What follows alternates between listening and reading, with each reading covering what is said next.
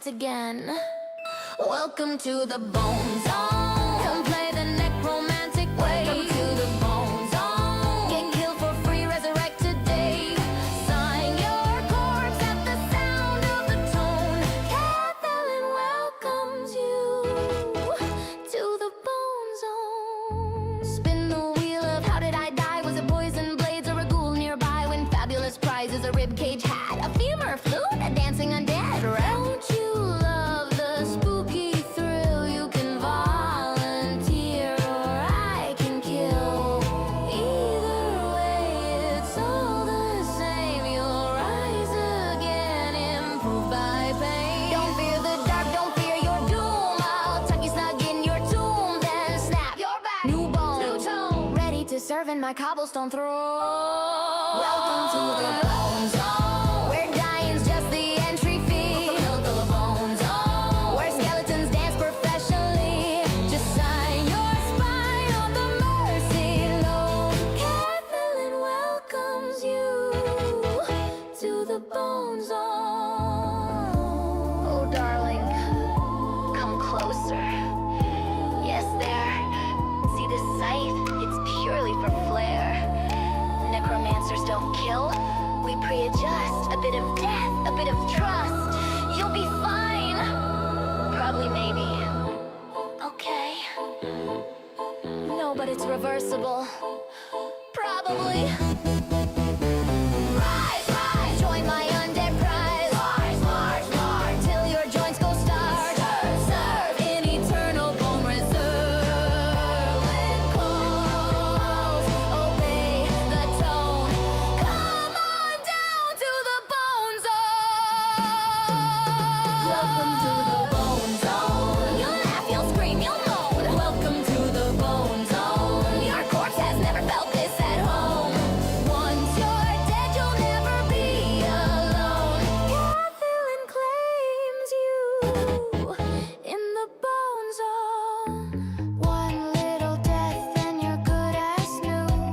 If you survive, take home a skull or two. Thanks for visiting, scream again soon. The Bone Zone's open under every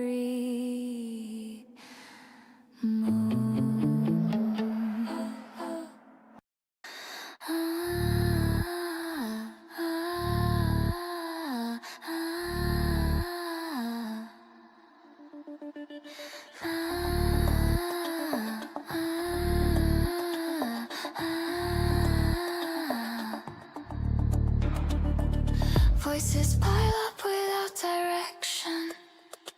Opinions repeat louder with time. Facts skewed into bad faith takes noise laid on top of noise, circling each other without a break. Then one gold eye opens. He doesn't try to quiet the room. He listens for what keeps getting skipped. Patterns surface when no one's posing, and not every voice deserves the time. Rules drawn from single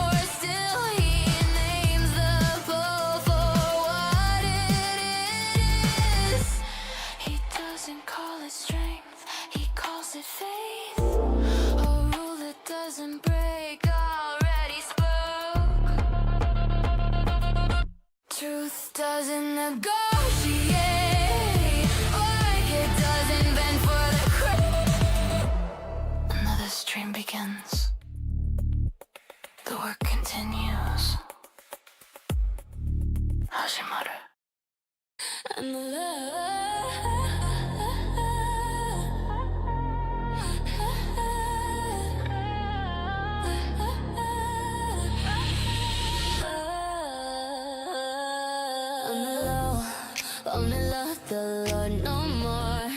Take my pride to the grave, I'll ghost. I know I can be so in the light where I like to keep my heart. No more grace, no bark. Like to lift the broken from the start. I'll stay so deep inside His love. Take you somewhere heavenward. Time to roll the dice. You know I'm the type to risk my life. Not afraid to die. Time to show His love. Time to pay the price. All up on His glory. Do just what He said. I'm a straight up virtue. Straight up virtue. Yeah, full of grace. Yeah, full of grace. Straight up virtue. Straight up virtue. Yeah, full of grace. Yeah, full of grace. I'm alive, but I'm not. I'm alive, but I'm not. In this valley, a surprise if I'm living for the King. And I treat my body like a holy thing. And am I really that bad if I choose to be me? Can get happy when I serve, only care about the King. In control, that's how I like it in His perfect will. Never lose my soul. So you ain't taking nothing from me when I stand. I'll stay so deep inside His word. Take you somewhere heavenward. Bang, bang, you can walk in faith with me. No fear, no shame, listen to your heart go. Go strong, go bold, go strong. And then we go in peace. Whoa. Be at peace, a condom, verbal tone, just follow Him, I'll lead the way.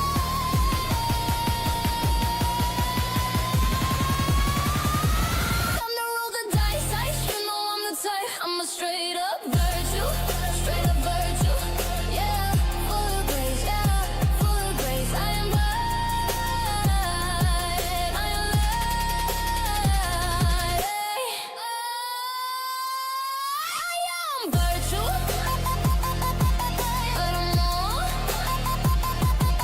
I'm alive in His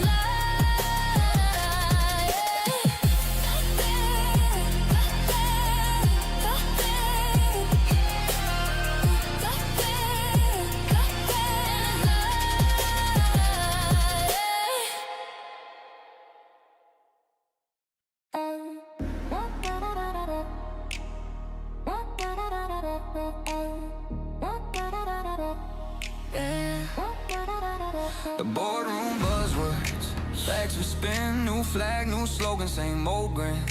Flip the script, repaint the brand, but you never learn who buys your games, did you, man? Tiny text on a loading screen, preaching me through a cutscene dream. Beat your launch, half finished code, credits roll, then you hit that road. Go broke, that's the headline joke. You chased applause, now you're breathing smoke. Server shut down, all the fans you poke. Go broke, go broke, go broke.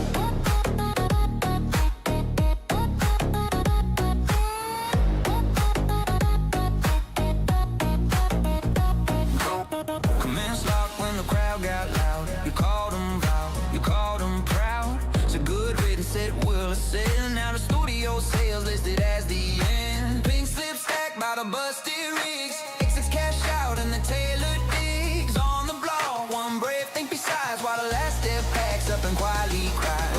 Go broke, that's a headline joke. You chased applause, now you're breathing smoke. Server shut down, all the fans you poke. Go broke, go.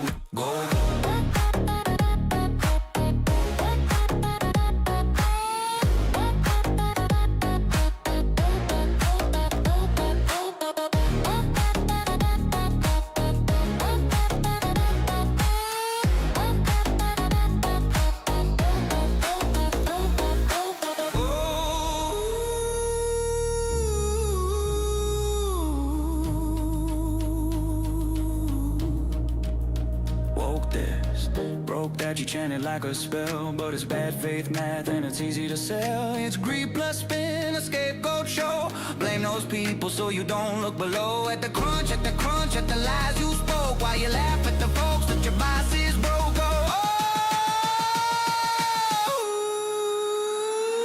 Go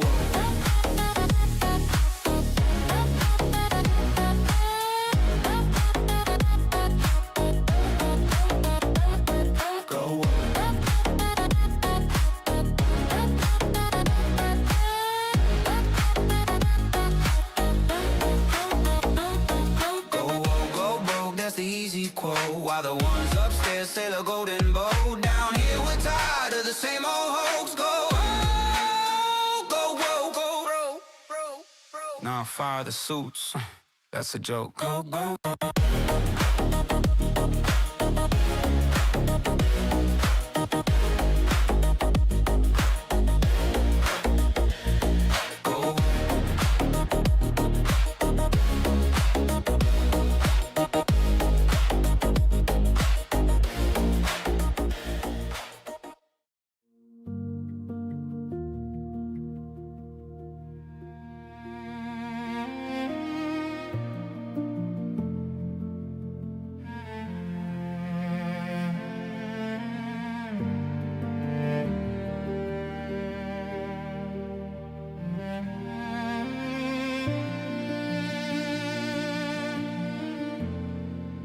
The light creeps slow across the land,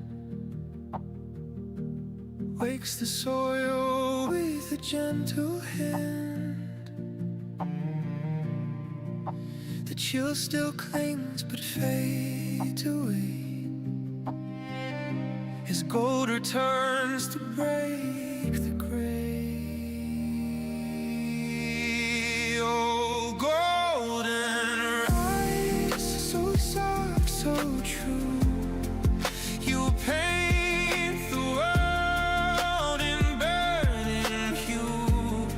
No trumpet sounds, no grand disguise, just quiet fire in the golden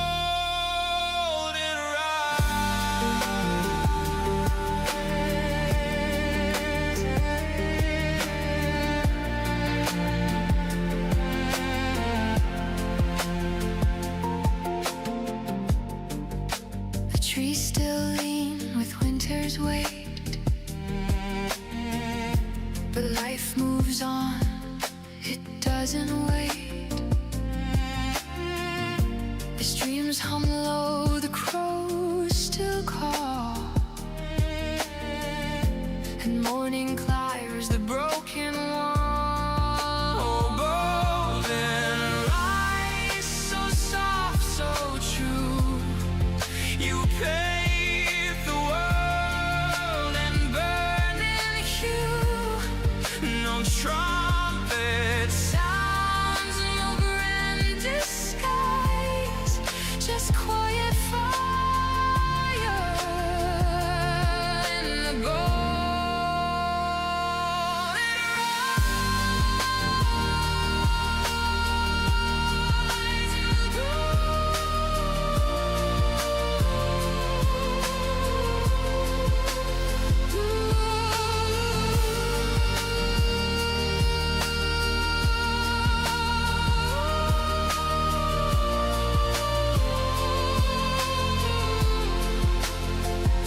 The earth remembers every score, but still it turns beneath the stars. The light don't heal, it just reminds there's warmth ahead and peace behind.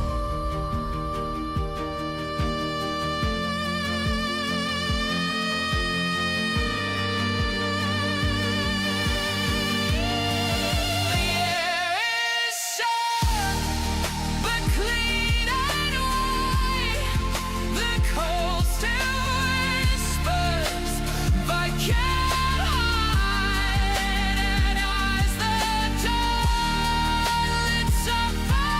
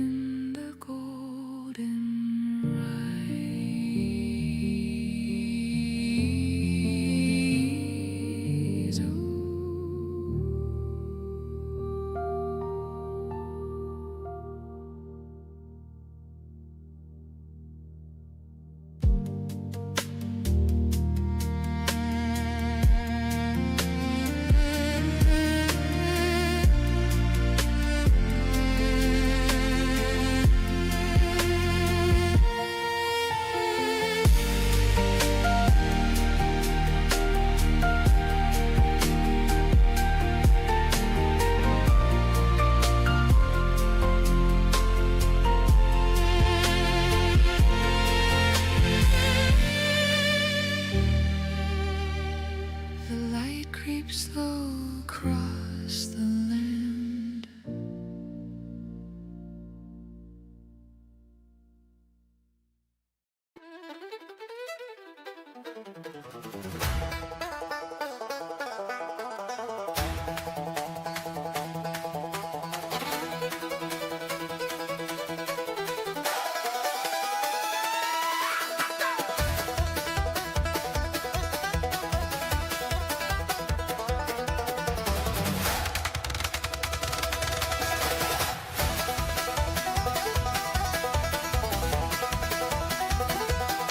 They came for the icons, they came for the cross.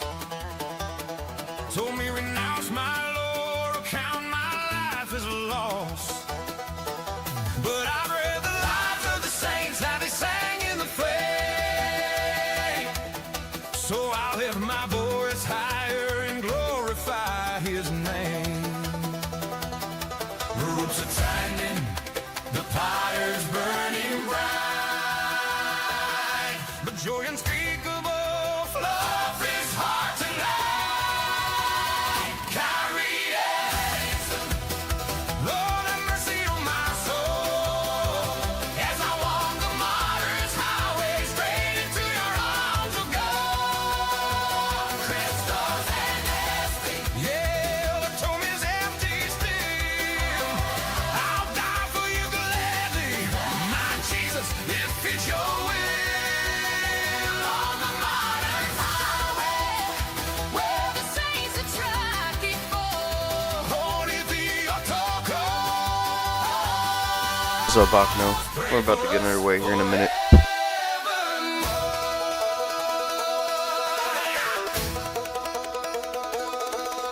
From Antioch to Yosha, from the lions to the gulag. The blood of the witnesses still cries out from the ground. Every scar we carry and every tear we cry. One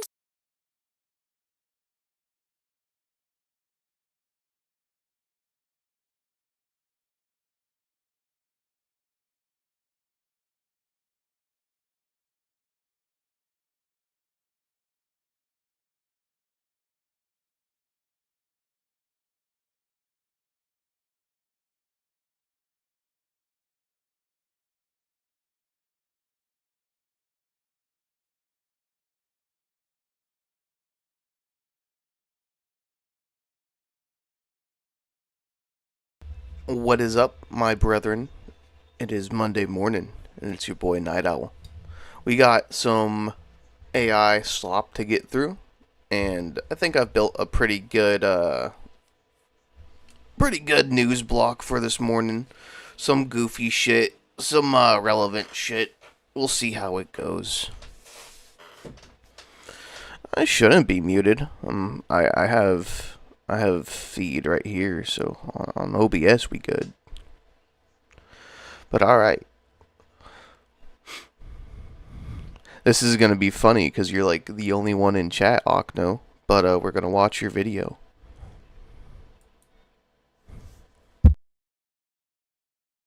time, it's okay, I'm fine. 2 times, it's okay, I'm fine. 3 times, it's okay, I am fine.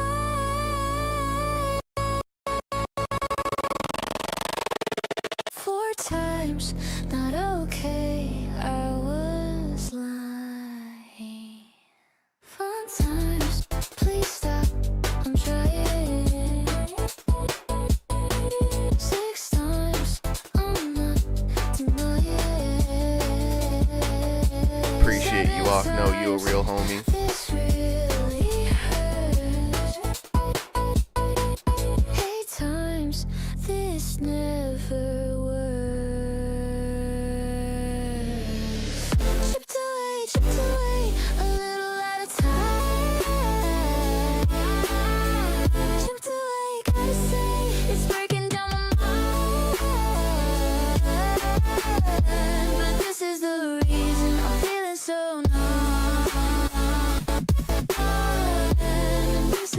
Taco Bell would be good as fuck.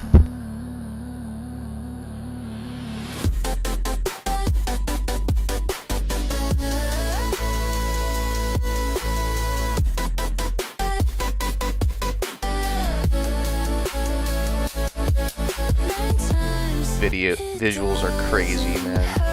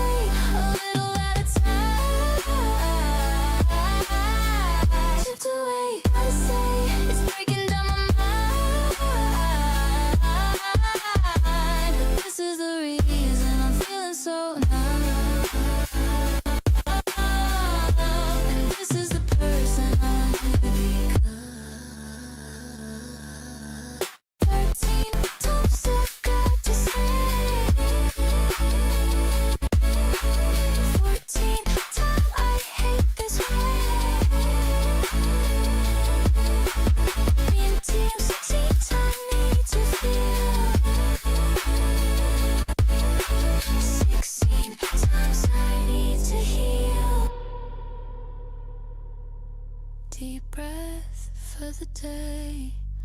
Reveal the pain in a healthy way.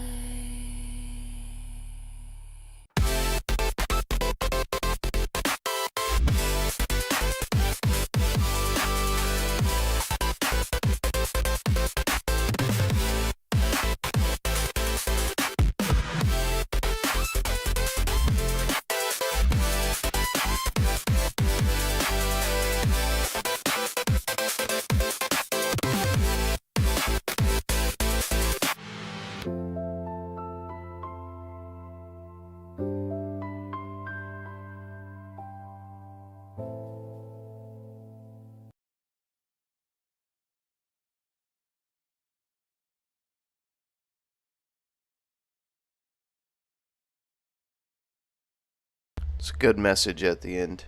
I want to watch it again, to be totally honest. The cameos were minimal, but the visuals were fucking astounding. You packed so much detail into all of these these sick secular shots, man. Like it's so minimal with like the visual noise, but so packed in freaking detail. One time, it's okay, I'm fine. Two The song times, is really nice it's too. okay, I'm fine. Kind of like the cross between like lo-fi and It's okay, kind of hi-fi it I'm is. fine.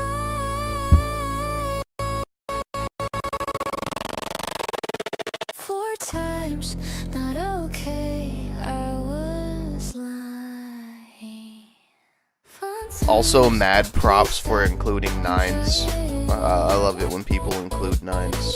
6 times, I'm not denying. 7 times, this really hurts. 8 times, this never works. Chipped away, a little at a time. Chipped away, gotta say, it's breaking down my mind. But this is the reason I'm feeling so numb. A little bit of keen action.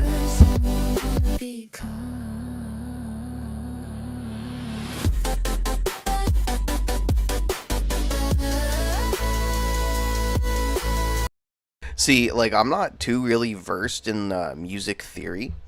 I did take like band in high school, and like I've been like kind of like autistically learning some instruments like throughout my life, but like I was never really too versed in the music theory, by the way. So I don't know what like a Lydian scale is, or how music actually works. I just kind of listen with my ears and filter with the brain and the heart, you know.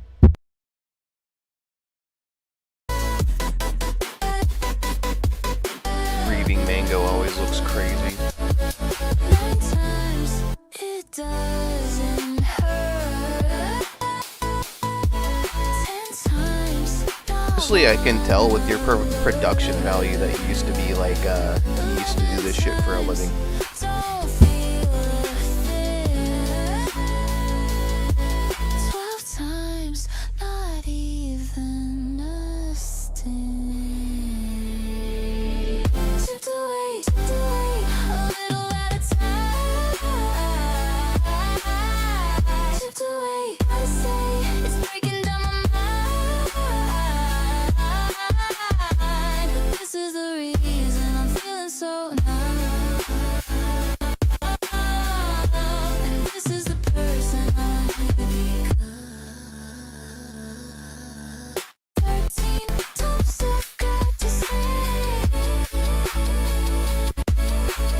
14 times I hate this way.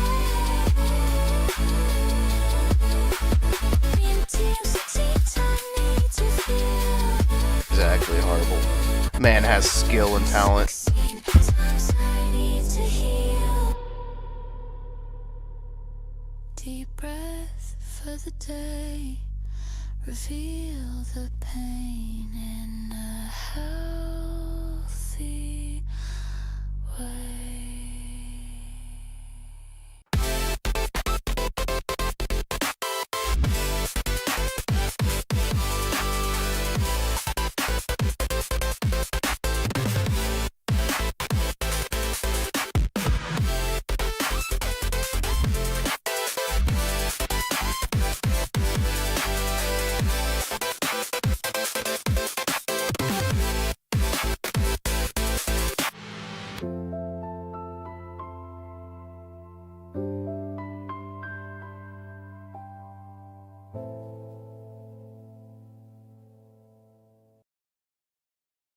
Good shit, Ocno. Good shit.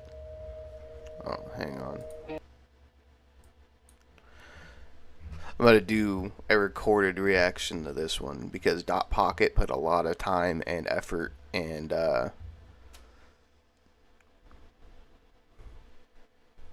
elbow grease into this one. He poured a lot into this one. I'll give him that.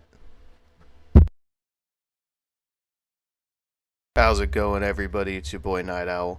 We got a video here from Dot Pocket, one that has been widely anticipated. If you're a member of the Skybrows community, you know where this is going. It's the fabled seal of approval video. Now, Dot Pocket has spent weeks on this project. He has been compiling every single Skybrows affiliated person, making them into a seal, and then using that for this video. It's going to be great. We're going to watch it.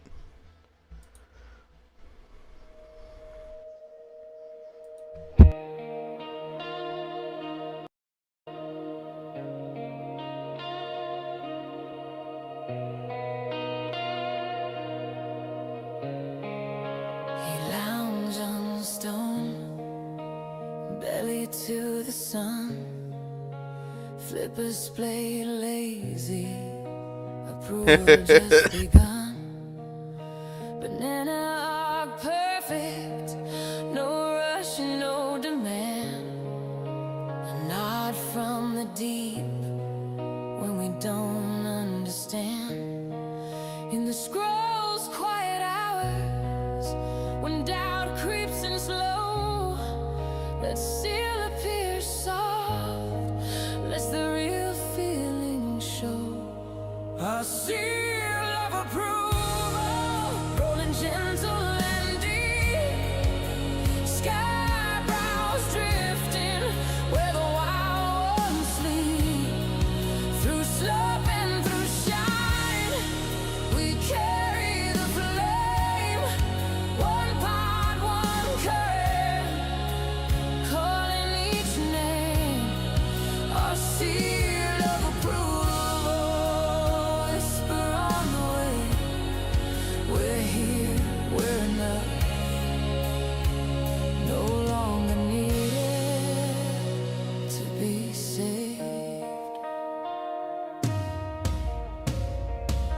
From richer creations to late night confessions, we build in the chaos, no need for concessions. Amelia's multiply, takes twists and they bend, but the seal stamps steady, this isn't the end. Like us to legends, we float side by side, in memes and in madness, our spirits collide. Our seal of approval, rolling gentle and deep, sky bros drifting where the wild ones sleep. Through slop and through shine, we carry the flame, one pot, one current, calling each name. Our seal of approval, whisper on the way. We're here, we're enough, no longer needed to be saved.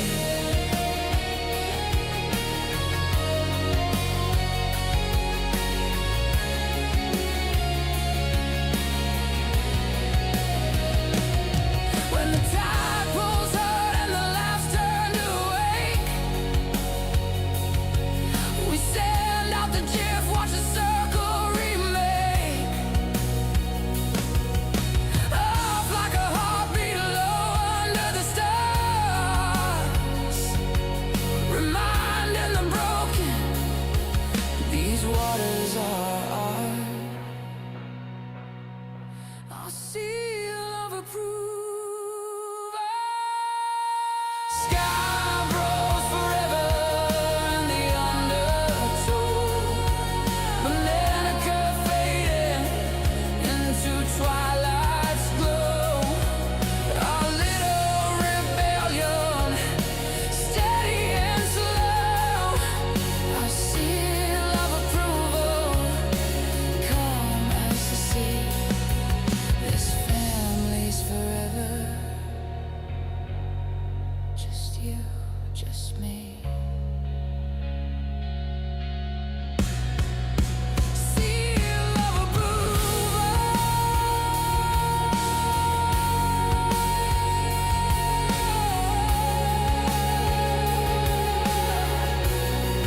Our seal of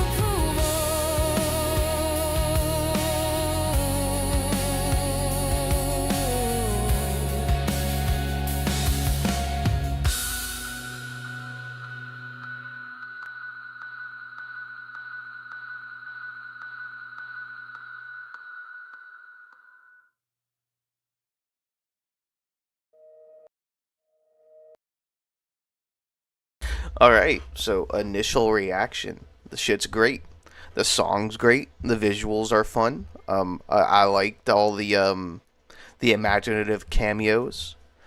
Your boy Nightowl was in there like once, but it's okay. We don't judge on that. Dot Pocket did a really great job converting everybody into seals and putting us in seal scenarios. It was great. I liked Roboticus's cameo. It's just a giant fucking robot seal off in the distance. It was great. So we're gonna watch it again, and I'm gonna try to like pause and point out all these cameos. But there's a fuck ton of them, man. There's a lot. Like he got just about everybody, and there's a fucking lot of us.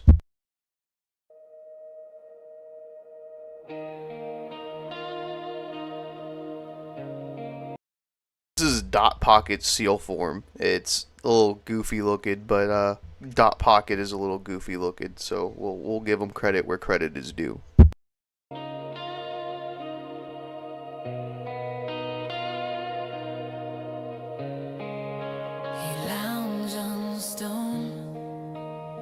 belly to the sun. Flippers played. I love the whole like alliance versus horde thing. Lazy approval just begun. Banana are perfect, no rush and no demand. A nod from from the deep. Psychro and Keen in their seal forms here. When we don't understand, in the scroll's quiet hours, when doubt creeps in slow, that seal appears soft, lets the real feeling show. A seal of approval, rolling gentle. This is Louis verse.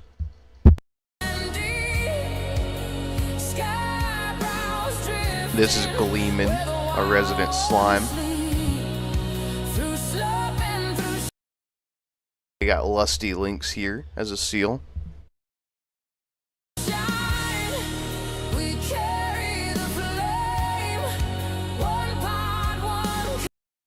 This is Delta Wolf, and this is Kura Onigarashi, I believe.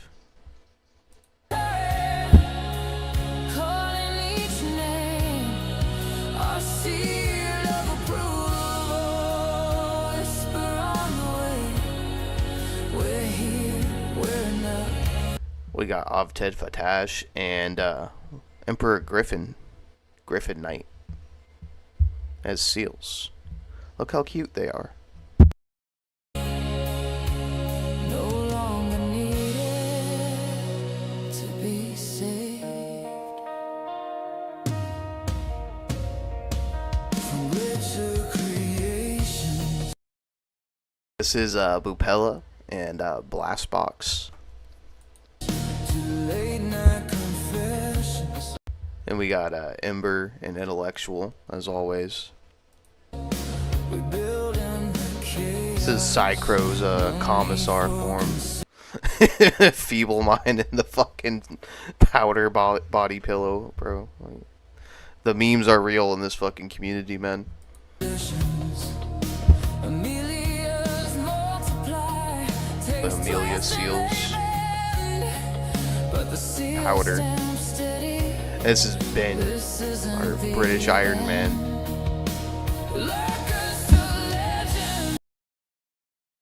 This is Kitsurugi and Eli Lee as seals. We float side by side in memes and in DJ Nathaniel, bro. I don't know why he didn't get a seal form. Bro was spared the transformation. madness. Our spirits collide.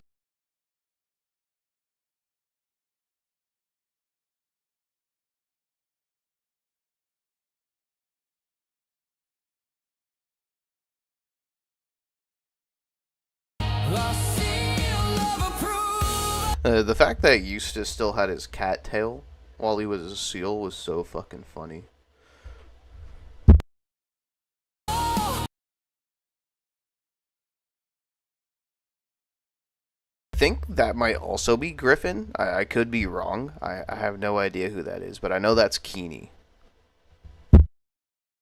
Rolling gentle and deep. Gaming Syndicate, obviously, with another version of Psychro. Sky rolls. We got Whale. This is Fashizi. Drifting where the wild Idea who this samurai guy is, but I know that's like a Little Reaper Jr.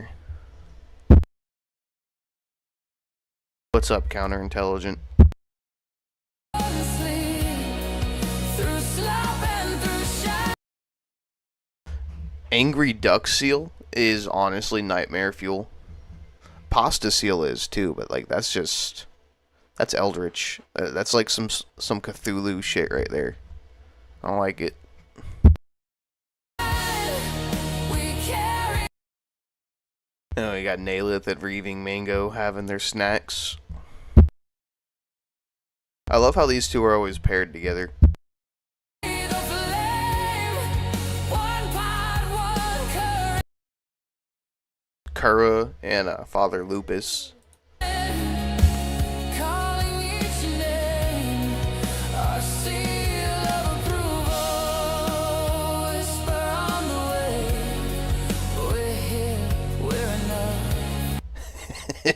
fucking Chicago seal is so fat, bro. His fucking neck. Of course, we got, I think this is Penny Bloomfield. It looks like Penny. I'm gonna call it Penny.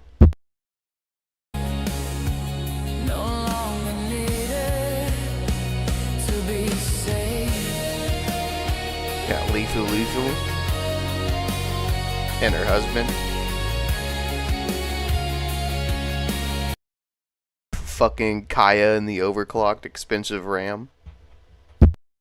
Of course, we got the King Quango Queen leaflet.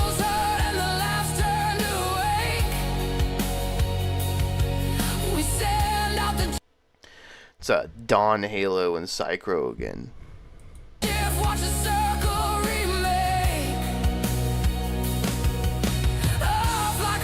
Shuan head.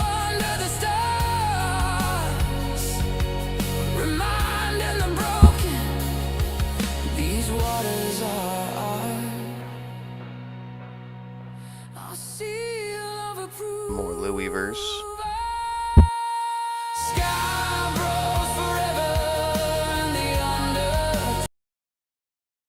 This one right here is X-Ross.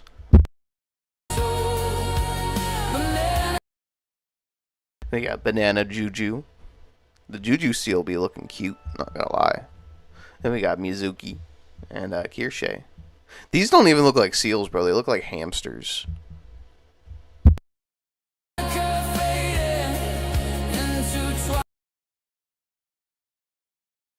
We got Vesper.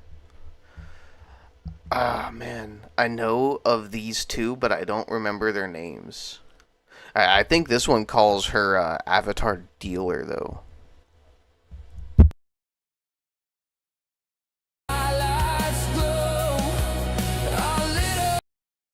The brief Celestium and us all fucking going after Twitch.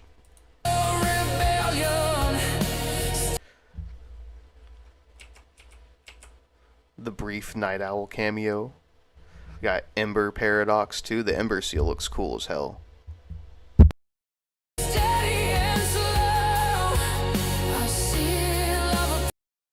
It's Trucker Man. He's so fucking chunky, bro. Chunker Man. Yeah, that's his name now. Fucking the goddess Natsuki and Mummy.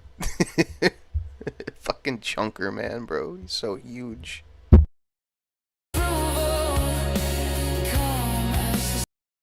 The Sky and his mama.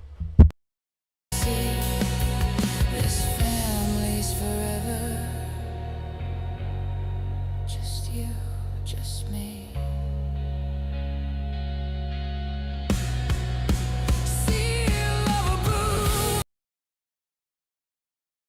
We got Opal Usagi, Shiver, and this is Trostwolf.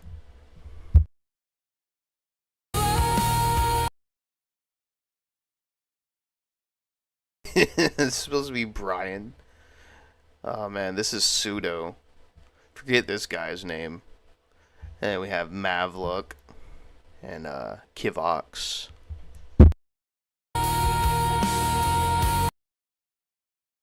Simply John. Have no idea who the white cat is. That's Rada Zero, and this is Happy Horrible. No idea who this is either. But that's still a funny cameo.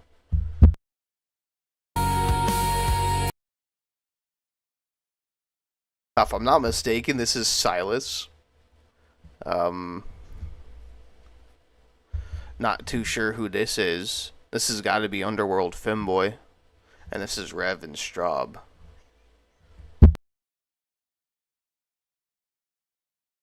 Nah, that's gotta be, that's like Depthswalker, is it not? It's gotta be Depthswalker. I think he's like the only one that wears like a fucking leather jacket like that.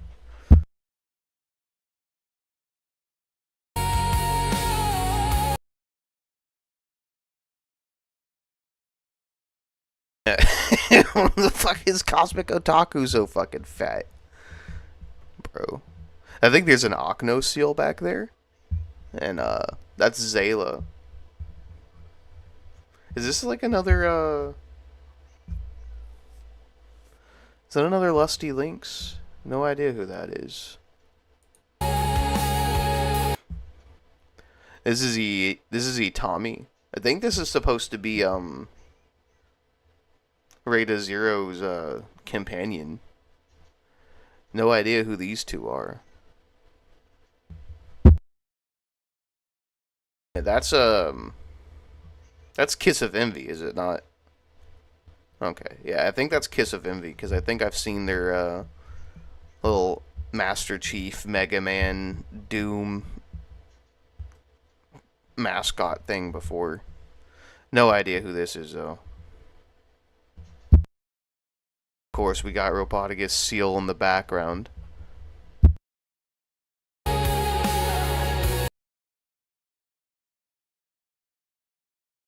This is Revunami.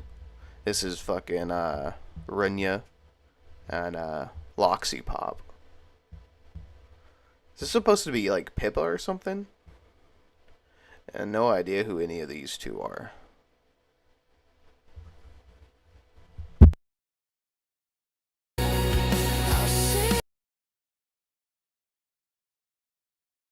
Oh, that's Mags Noctis. This is, Nicola. There's so many of us, man. I, like, literally just have no idea who half of these people are. This is Nines. This has to be Nines. It's literally just like a fucking weird-ass Seal Nines. No idea who this is either, unfortunately.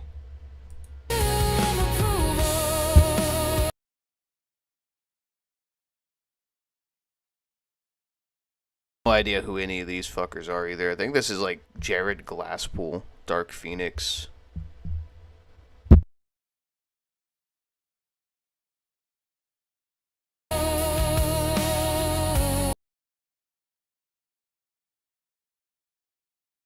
This is the Bloop.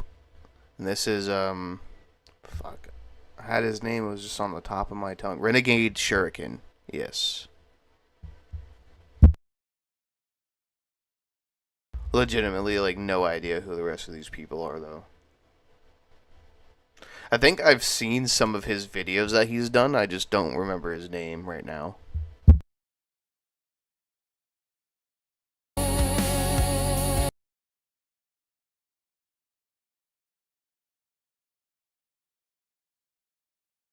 Now, this one actually is, like, Depths Walker. And this is Wild Iraqi. No idea who these people are.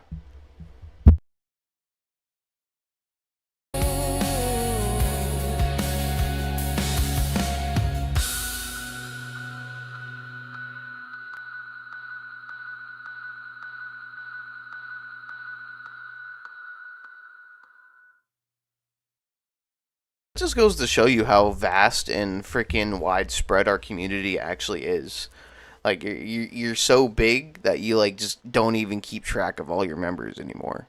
Like, we are a huge organization, by the way. There's over 300 of us. Creators, reactors, homies.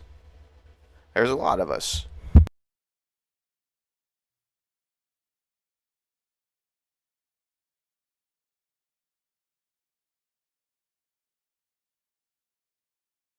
How's it going, Digger Payne? Welcome in, welcome in.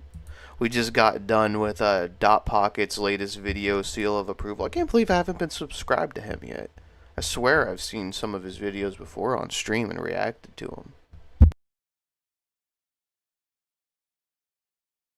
The old X shared too.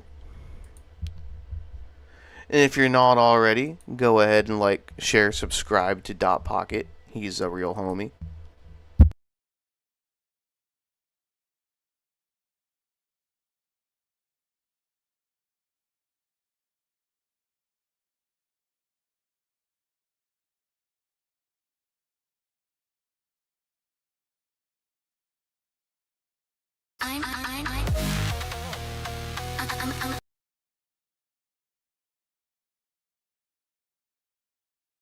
Now, our resident retard Opal Sagi finally put out a video, and this is what she came up with.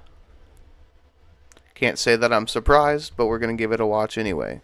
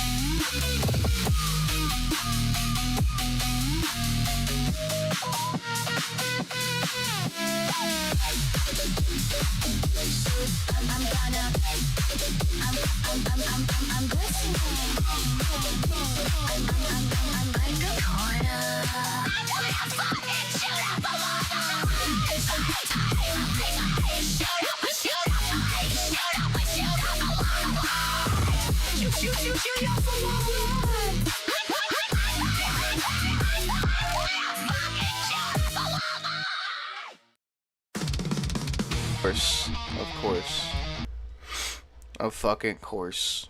Two retarded bunnies shooting up a Walmart. What could possibly go wrong?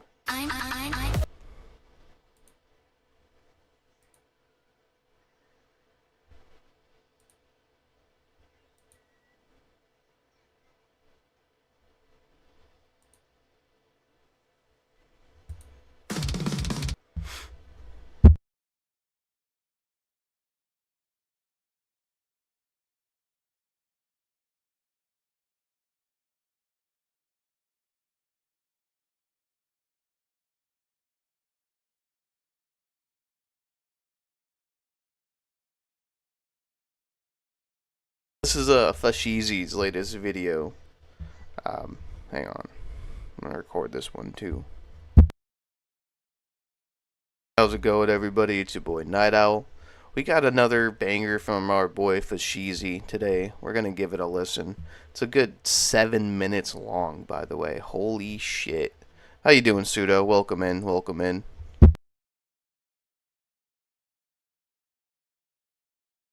Well, I mean, yeah, like, rip Opal Usagi. She just put herself on a fucking terror watch list.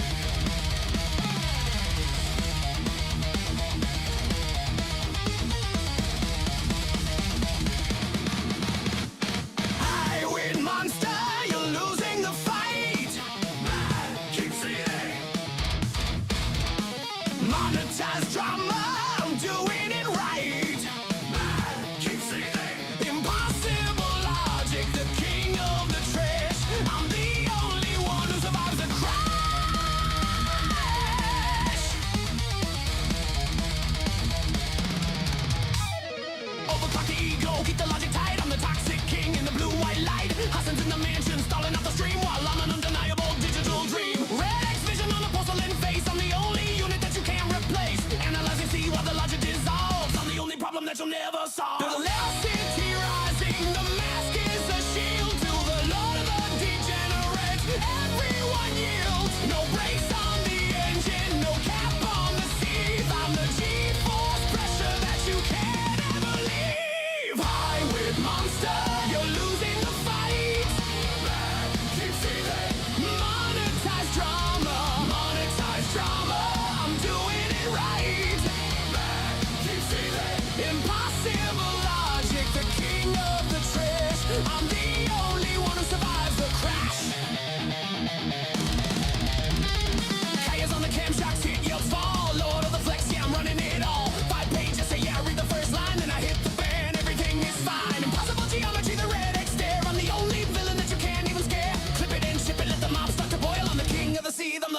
soil. Ascending the peak with a bratty ass grin.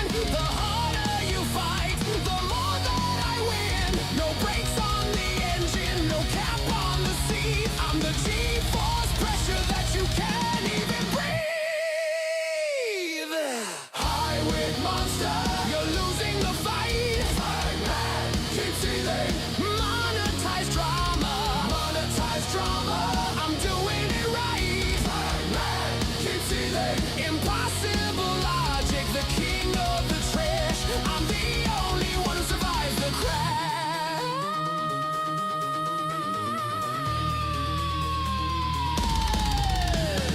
Gentlemen, female gentlemen, you want the villain?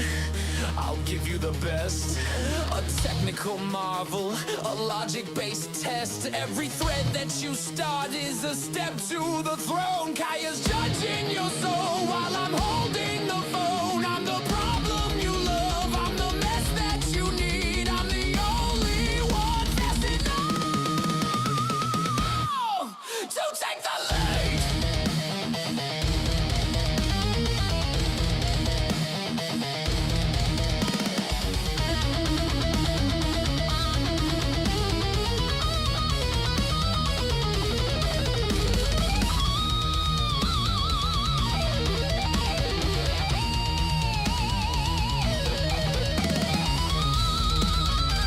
What's up, Dark Phoenix? How you doing, man?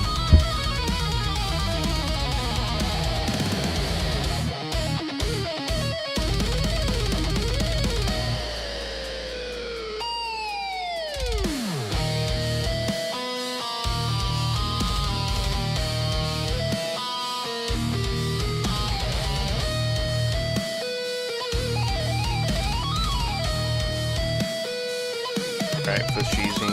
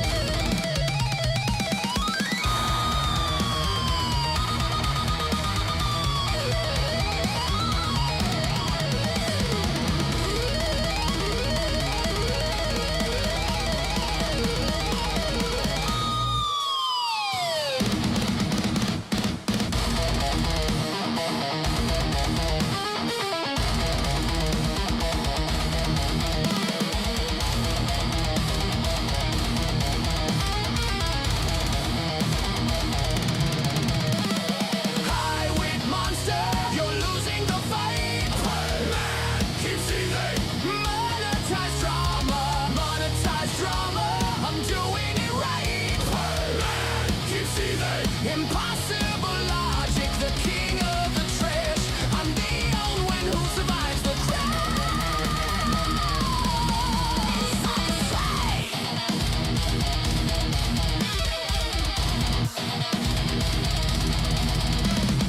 Come for the flex, but you stay for the show. I'm moving at speeds that you'll never know. Shocks pack it up, yeah, the victory is sweet. Kaya needs a treat while I'm ruling the street.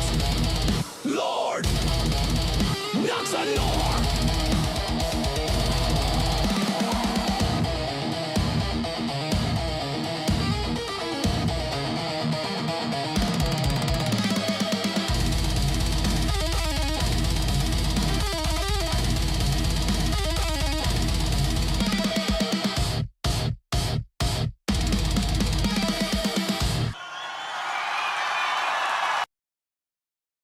That one was pretty good. It was long as fuck, but pretty good. Oh man, I like. I always like Fashizi's work. He's really good at actually portraying the instrument playing. You know, like all his angles on the stage are pretty cool. He does a lot of really funny fucking work with his instrument views. It's really freaking great. Blasco, really freaking great. Fashizi's our boy. He does a lot of really good stuff like this.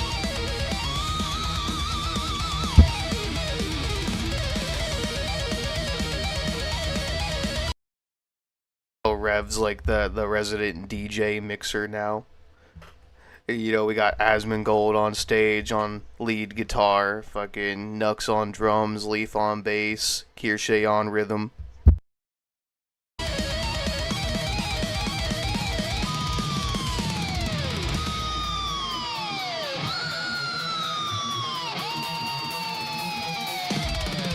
All these like upshot and like down the neck shots, all these like weird abstract angles are so freaking cool.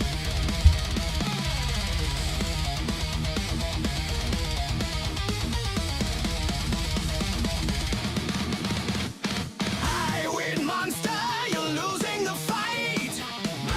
Keep seeing. Monetized drama, I'm doing it right. Keep seeing. Impossible logic, the king of the trash. I'm the only one who survives the crash.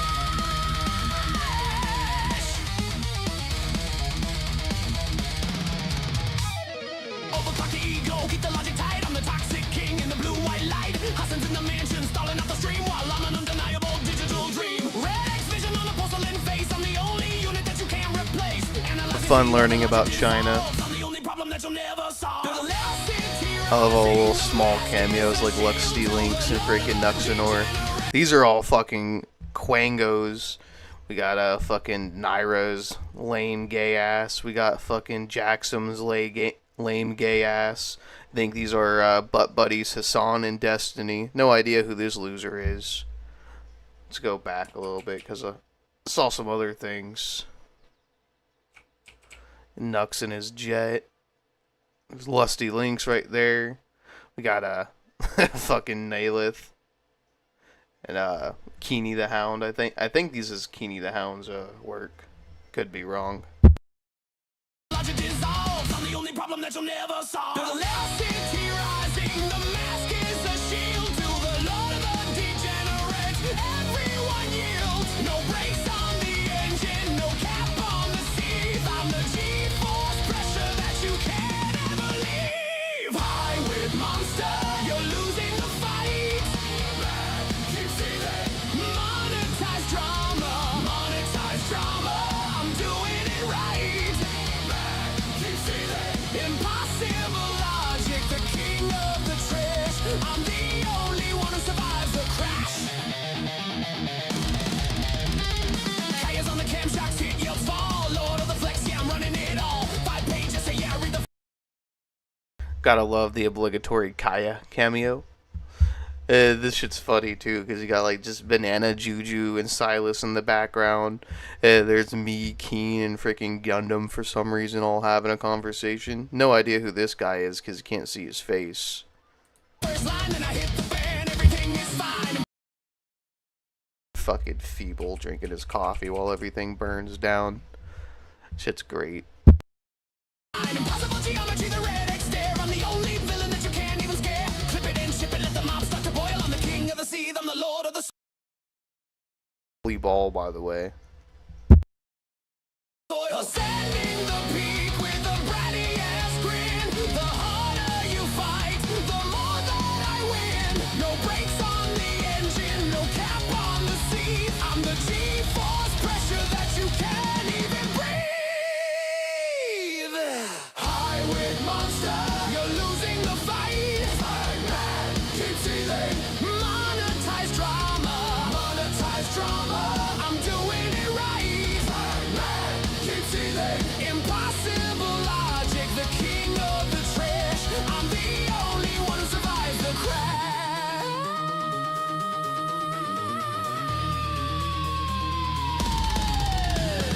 Gentlemen, female gentlemen, you want the villain? I'll give you the best. A technical marvel, a logic-based test. Every thread that you start is a step to the throne. Kaya's judging your soul while I'm holding the phone. I'm the problem you love, I'm the mess that you need. I'm the only one fast enough to take the lead.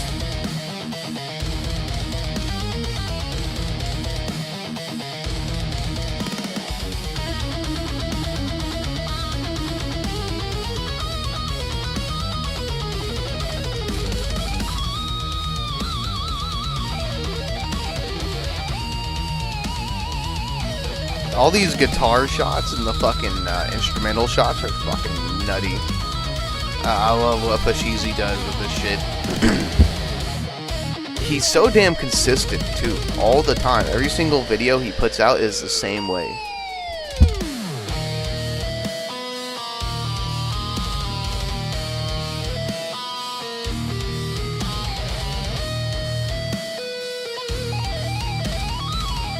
Diabolical shot, man. Diabolical shot.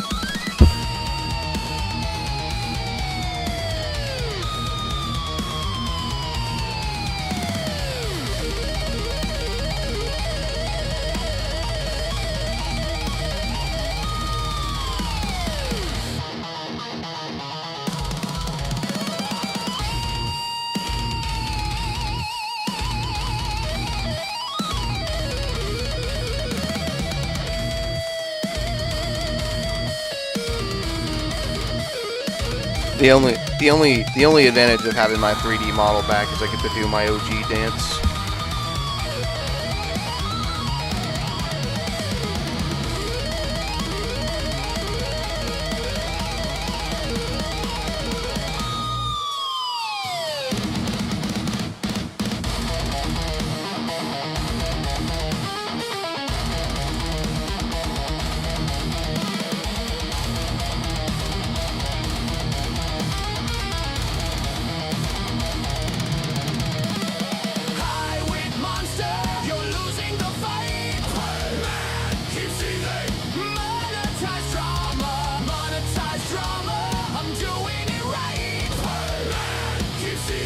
Impossible logic, the king of the trash. I'm the only one who survives the crash.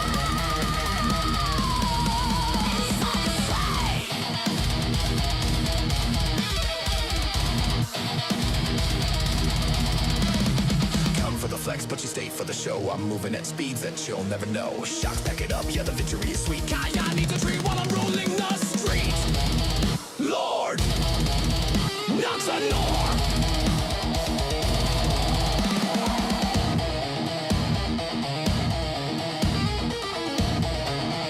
And I love like the Shin Mecha leaflet too. Like fucking metal band leaflet is so fucking.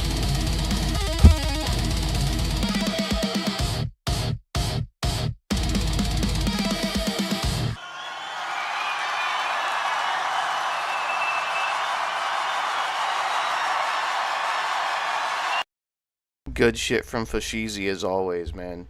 Good shit.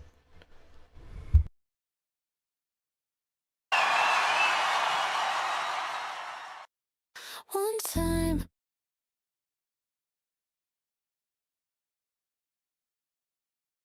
Yeah, honestly, think that's it for the AI React blog. Probably gonna watch this one. This is a little bit of news.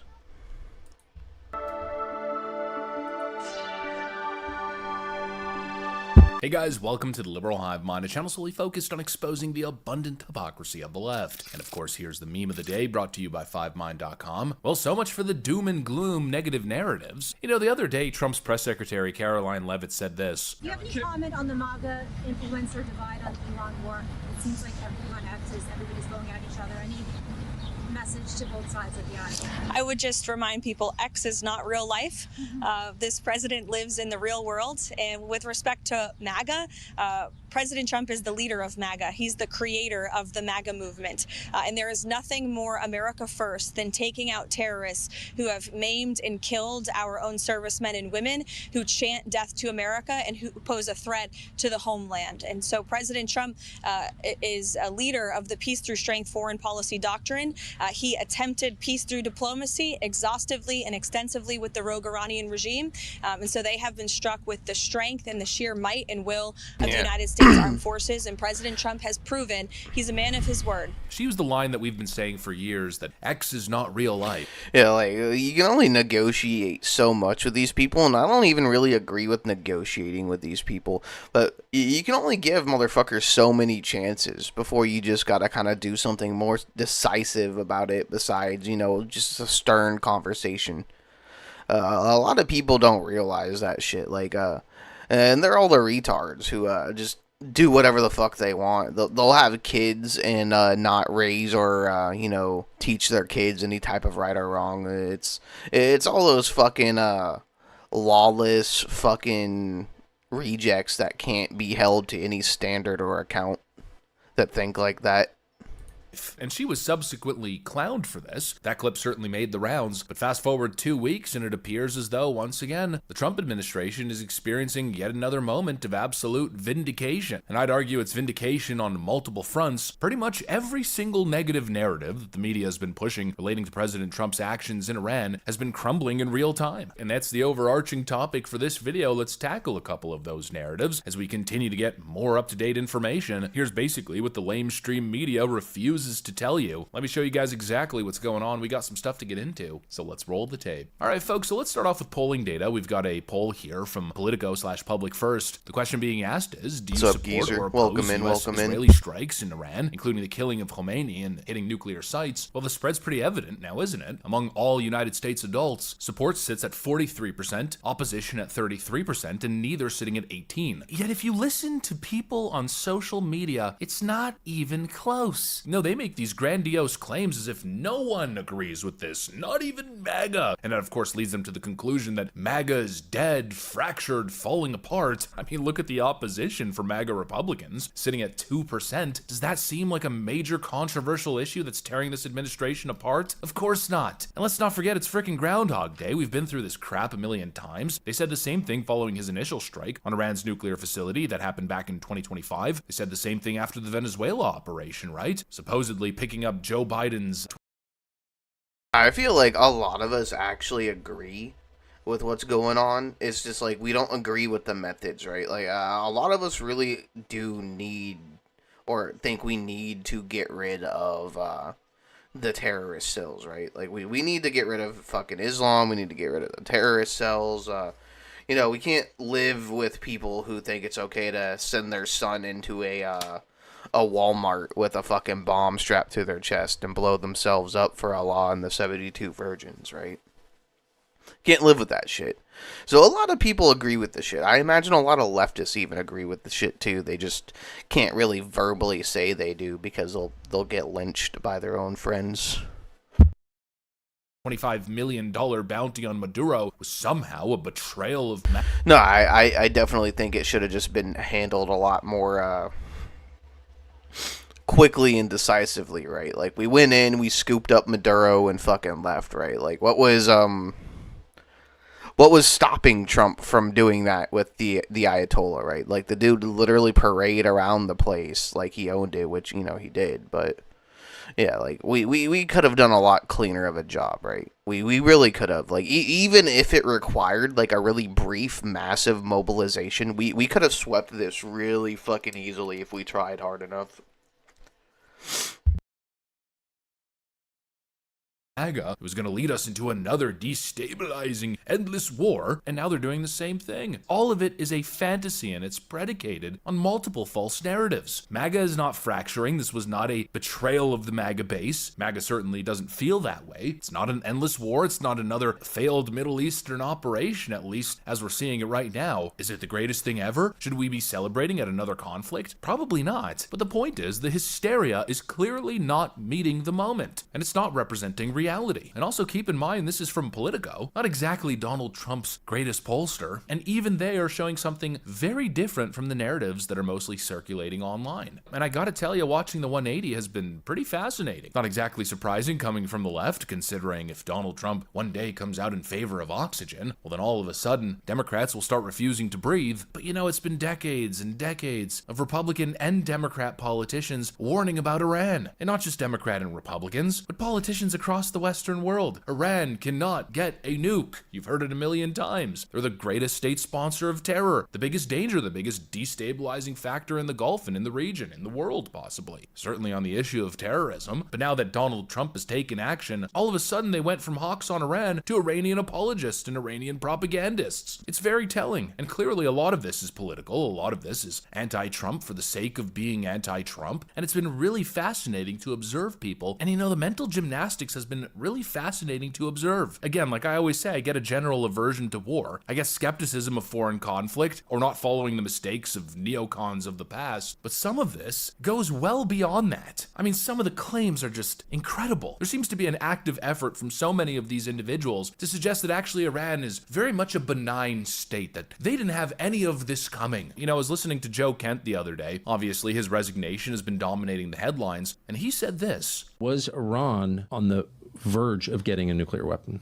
No, they weren't, 3 weeks ago when this started, and they weren't in June either. The Iranians have had a religious ruling, a fatwa, against actually developing a nuclear weapon since 2004. That's available in the public sphere, but then also we had no intelligence to indicate that fatwa was being disobeyed or it was on the cusp of being lifted. You know, the Iranian regime issued a fatwa banning nuclear arms. I mean, really. So what's the argument here? That we're to just take the Iranians at their word? Yeah, the Iranian regime, hell-bent on the destruction of the West, as stated as basically their parliamentary mission statement, with pretty much nuclear weapons being their only chance at state survival. We're just to take them at their word. A trust me bro kind of situation. It's just ludicrous. It's ridiculous. Just trust them, bro. They said they wouldn't do it. Yeah, they also said that they wouldn't enrich uranium past certain levels, past levels of civilian all use. they do And yet is were just fucking recently lie bragging and do could whatever make they want. 11 bombs. They had massive amounts of enriched uranium, past 60%. Not to mention we have clips of literal IRGC members, top Iranian officials, suggesting that they are in fact looking to pursue nuclear weapons. And also there was another claim from Joe Kent that apparently the intelligence suggested that, again, Iran is this benign state that had no intentions of pursuing nuclear weapons, and they weren't doing that. That's what the intelligence suggested. But CIA Director John Ratcliffe just came out saying that actually the intelligence says the exact opposite. The head of the National Counterterrorism Center resigned, saying that Iran did not represent an imminent threat to the United States. Is there anything to indicate that Iran had ceased in its nuclear ambitions or in its desire to continue to build ballistic missiles capable of threatening American troops and allies in the Middle East? Senator, no. In fact, the intelligence reflects the contrary. But again, the argument seems to be that Iran is just this benign character. Actually, they're the victim of all of this. It's Donald Trump who's the evil warmonger. But I don't know about you guys, and I'm sure most people agree. Again, when push comes to shove, most people don't want to put their fate in the hands of the out-of-control, psychotic Iranian regime. Yeah, no, like, honestly, with how these people act, like, they just sit there and fucking chant death to America all day, every day. Like, these people are fucking nutcases. They want to hurt people. Like, I'm not gonna sit there and fucking leave it to fate. Like, no, they will be policed. You can't sit there and fucking say you want to kill everybody you don't agree with and expect people to just kind of, like, leave you alone and let you, build nukes in the shadows.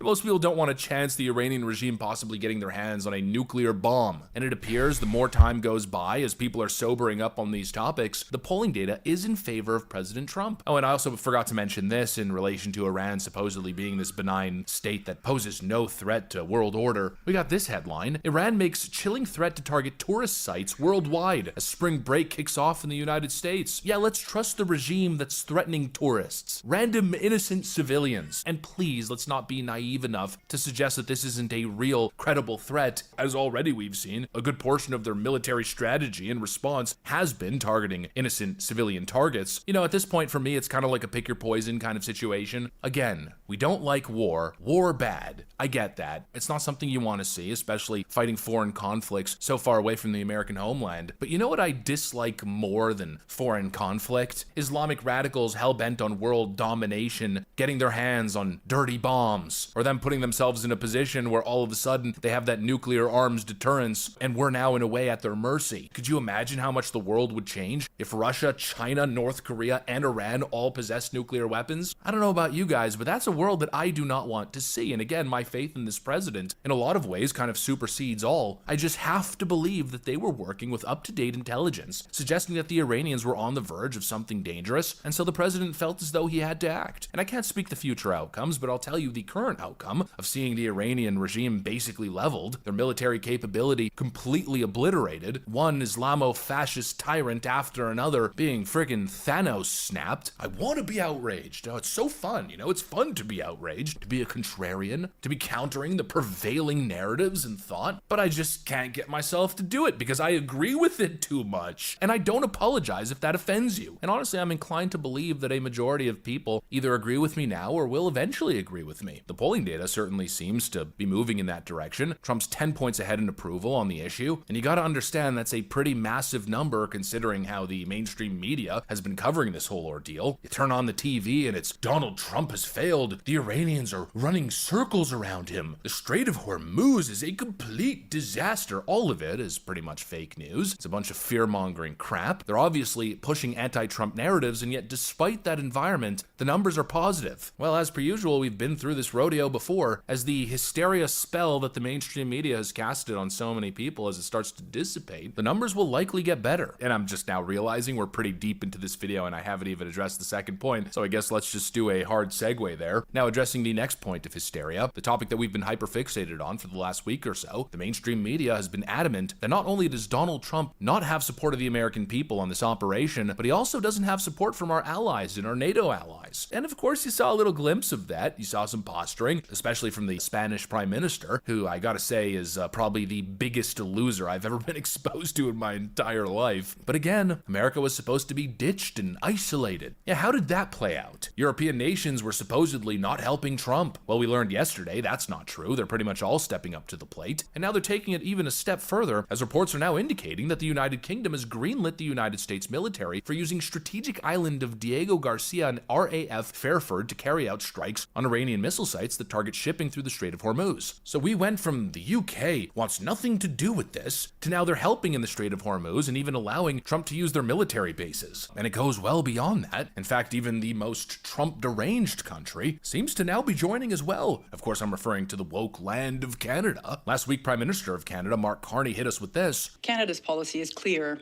Canada supports the necessity of preventing Iran nuclear program and exporting of any terrorism. Canada is not participating in the offensive operations of Israel and the United States and will not ever. They were to have no participation in this military campaign against the Iranian regime, despite the fact that they've clearly designated the IRGC as a terrorist organization and essentially as an existential threat to the Western world. But no, of course not. They had to rebuke Trump on the issue. And well, just now we're learning they're joining in. We got it right here from Axios. 7 U.S. allies back potential Strait of Hormuz coalition. And these countries include the United Kingdom, France, Germany, Italy, Netherlands, Japan, and Canada. I told you guys, it's all political posturing. The reality is Trump is doing what they wish they had the balls and power to do. I mean, come on, if you could snap your finger and totally eliminate the Iranian threat, would you not snap your fingers? I think most people would. And if you think about it, that's essentially what Donald Trump did. He wiped out their military capabilities. We now control the skies above Iran. You can twist yourself into a pretzel trying to convince me at how that's a bad thing, but I'm just not buying it. And it appears I'm not the only one. Anyways, that's what I got. Thanks for watching, and I'll see you on the next one. One time, it's okay. It's always interesting how fucking political news plays out. Almost as if everything is fake and gay.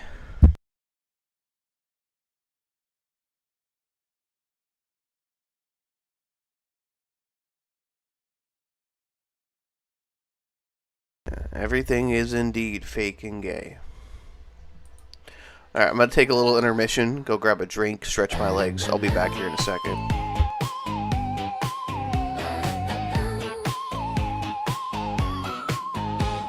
Step right in, don't be shy. Once again, quick intermission, gonna stretch my legs, grab a drink, be right back. Death's reversible, it's part of the charm. Skeleton greeters rattling at the door. Zombies doing jazz hands across the floor. Laugh a little, scream, laugh a little, scream a lot. Join my army, give it a shot. You don't need breath, you don't need fear. Just let your soul park right here. I promise you'll have so much fun once your heart stops and then starts again. Welcome to the Bone Zone. way. Welcome to the bone zone. Get killed for free, resurrect today. Sign your corpse at the sound of the tone. Kathleen welcomes you to the bone zone. Spin the wheel of how did I die? Was it poison blades or a ghoul nearby? When fabulous prizes a ribcage had, a femur flute, a dancing undead. Don't you love the spooky thrill? You can volunteer or I can kill. Either way, it's all the same. You'll rise again, improved by pain. Don't fear the dark, don't fear your doom. I'll tuck you snug in your tomb, then snap your back. New bone, new tone, ready to serve in my cobblestone throne. Welcome to the bone zone, where dying's just the entry fee. Welcome to the bone zone, where skeletons dance professionally. Just sign your spine on the mercy loan. Kathleen welcomes you to the bone zone. Oh, darling, come closer. Yes, there. See this scythe? It's purely for flair.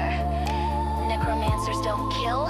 We pre-adjust. A bit of death, a bit of trust. You'll be fine. Probably, maybe. Okay. No, but it's reversible. Probably.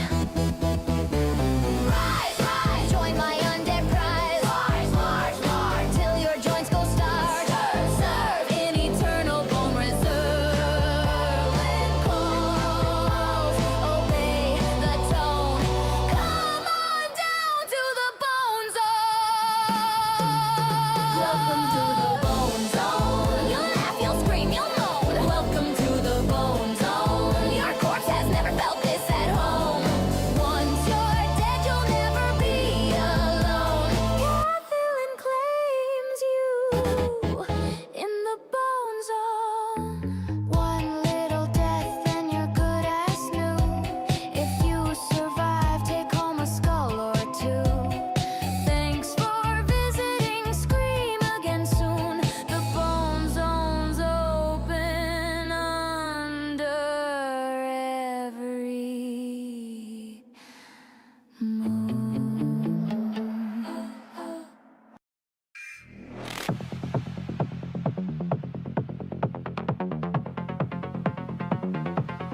I was like, oh, bro, this video's gonna bang. How do I clickbait it?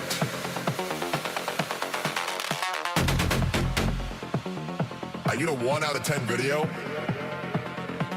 I need to get back into the YouTube algorithm. How do I make this video bang?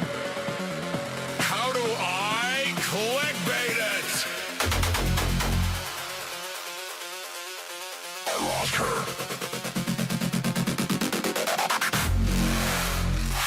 I lost her.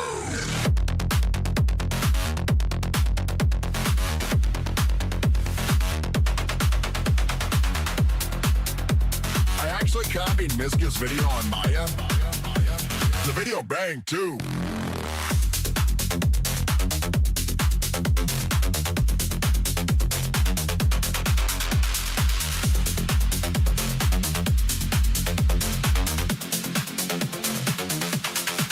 That's probably the most sociopathic I've ever been. Jesus.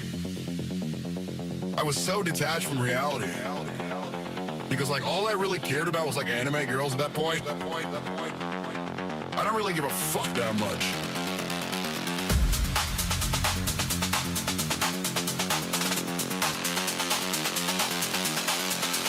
I spent $3,000 on gotcha waifus. I spent $3,000 on gotcha waifus.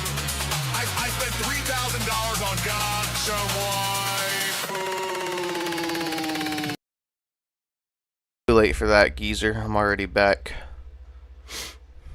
But yeah, Liberal Hive Mind is he's dope. I like him. I've always liked him. Let's see.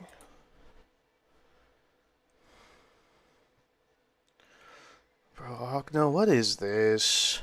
What have you done?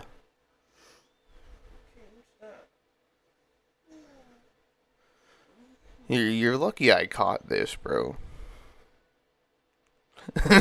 fucking really lucky I caught this, alright.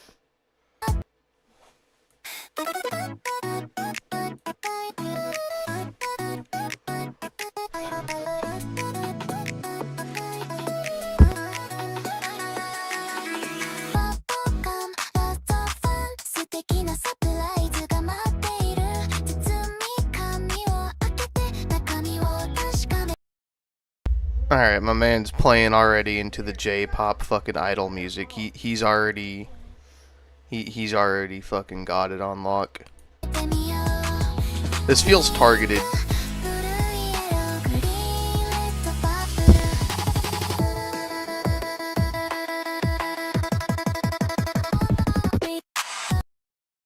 This is the puppy pufferfish guy. I just I just found his channel the other day, and he was doing a review on the shit. I forget which one he was doing a review on though. He was doing a review on one of the videos, and I popped in and I told him about counterintelligent.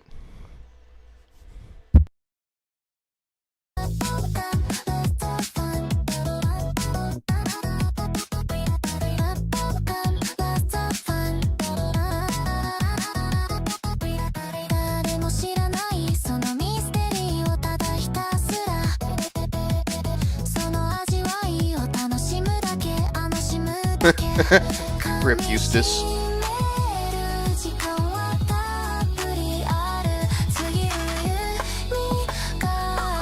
Fucking Chibi Tommy is so fucking thick, bro.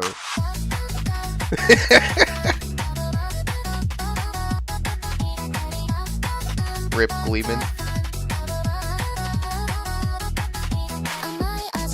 Oh, look at Nines. Counterintelligent too. Hey.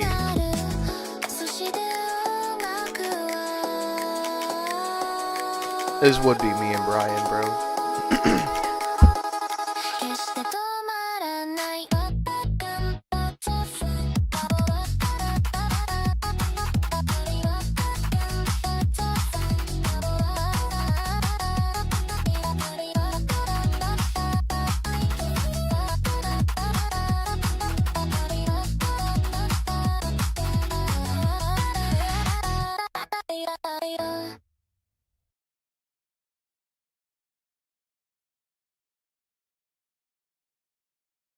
This one was cute. I liked it. Reminds me, I think there's a couple that I actually missed. Hang on.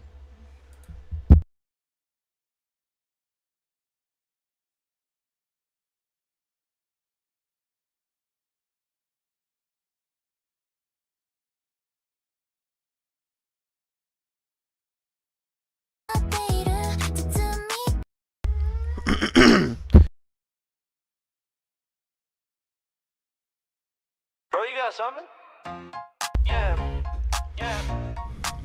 Yeah, man. Bro, let me see. Bro, I got a grilled salmon. What's on the menu? Not grilled salmon. Who's your new boss? It's grilled salmon. Who's the MVP? It's grilled salmon. Who's the Rizzler? It's grilled salmon. Grilled salmon, taking the lead. Grilled salmon, a whole different breed. Bro, I think you should throw it back. What's up, Psycho? Welcome in. Man, let him cook real quick. Grilled salmon don't cook, he hires a chef. Grilled salmon don't pay, he gets a comp check. Grilled salmon is fire, but not on the stove. Grilled salmon is a rapper, but you already know. Throw him back, bro. He's becoming a powerful, bro. Grilled salmon, yell at the infinity stone. Grilled salmon, just kill the evil Thanos. Why is he a midget? Can't stop, he's like a black hole. Grilled salmon is the energy, no need for a fishbowl. Grilled salmon, taking the lead. Grilled salmon, a whole different breed. Can't stop him now, bro. Dang, oh well.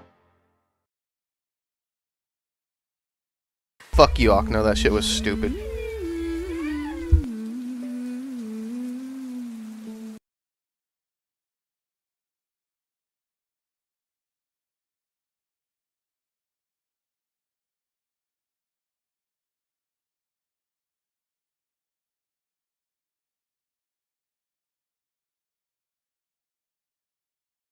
Kidnapped woman chained to the floor? Oh wait, actually, I want to Wait, watch this what? one first. My friends, this is a great time to become a channel member.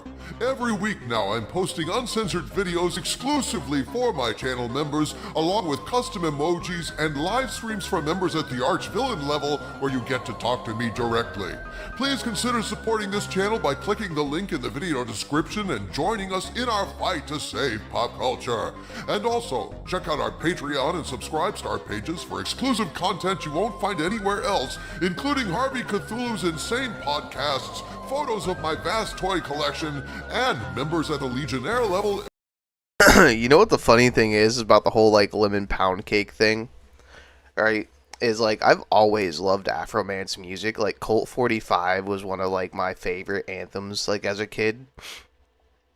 And you know, like everybody loves "Cause I Got High" and all that other good shit. Afroman was a funny fucking artist, man. Like if rap was supposed to be something, it would be what Afroman did. Like Afroman's version of rap was fucking hilarious. But you know, seeing everybody doing the whole like let me turn myself black for Afroman trend on Twitter was like really cringe. I don't know why, but it just like it irked me. I was like, I'm not gonna do that shit. And I love Afroman too. Like I just thought that shit was dumb. Receive a signed photo, membership card, and certificate signed by me. You'll find that. I also want to preface this video by saying I am a notoriously vocal One Piece hater.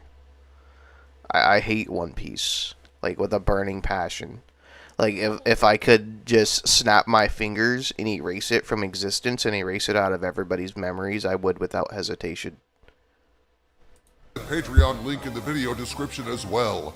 Thanks for watching, my friends, and now on to the video. My friends, I have some news to share with you all today. I don't think anybody did News that frankly blackface, but everybody startled gave me themselves because it's afros and unlike shit. anything I've ever heard before. This morning I heard about a remake of a classic anime series that is being announced even before that series has wrapped up. I'm talking, of course, about the much beloved anime classic One Piece.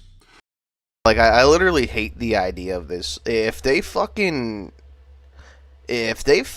do another One Piece anime while the original One Piece anime is still ongoing and there's also a live action remake of it going on too, like I think I'm gonna fucking snap. One Piece is a hugely popular Japanese anime series based on Oda's long-running manga of the same name. It follows the adventures of Monkey D. Luffy, a young pirate with rubber-like powers, and his crew, the Straw Hat Pirates, as they sail the seas in search of the legendary treasure known as the One Piece to make Luffy the next king of the pirates.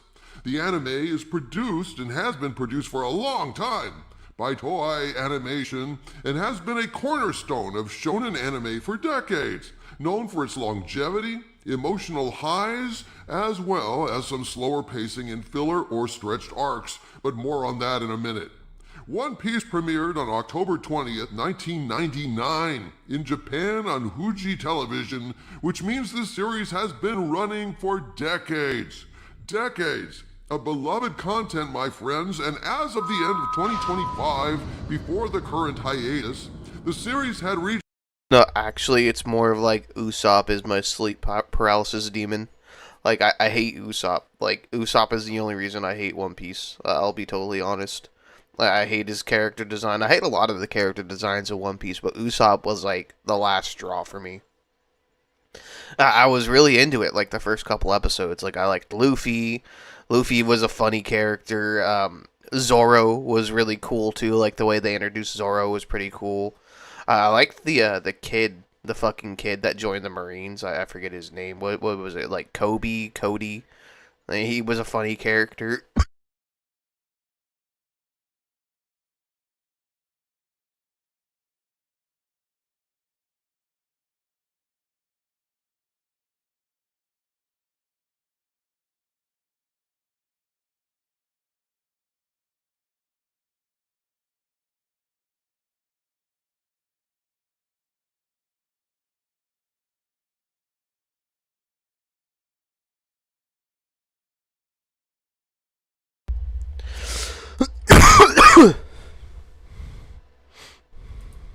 1,155 episodes, and it's still going. It's still going.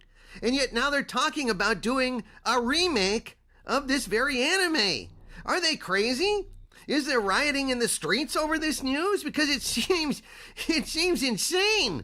This show is still going strong after 26 years. I don't know. I might have muted. I went on a whole rant about how much I hated Harvey Usopp, and then I guess I was series muted is the whole set to time. return with new episodes on April 5th, 2026, with season 22, but under a new schedule. It will shift to a seasonal format with a maximum of 26 episodes per year to better align pacing with the manga and improve production quality. But with all that said, Sad thing is Usopp, it would be a cool character, right? If they leaned into more of his like backstory too, because I know his dad is part of like Shanks's crew, and I liked Shanks. Shanks was a really cool character. But yeah, like Usopp could be real fucking cool. Could have been real fucking cool, but he's just a joke. Studio has announced they're doing a complete remake of One Piece, top to bottom, and if this occurs, then get this, gang, the manga will still be in production. At the same time, the original anime adaptation is in production. At the same time, the live-action adaptation is in production. At the same time, this new anime... Yeah, I keep up with the narrative of One Piece, right? Like, I just can't watch the anime. Like, I don't read the manga either, but, like, I know of, like, the shit that happens because, like, a lot of my friends talk about it. Like, it's not like I detest the fucking story of One Piece. The narrative of One Piece is actually really cool. The world building is really cool. I like the powers. I just can't get past, like, the anime and, like, some of the character designs and just, like, how slow and fucking retarded some of the pacing is in the show.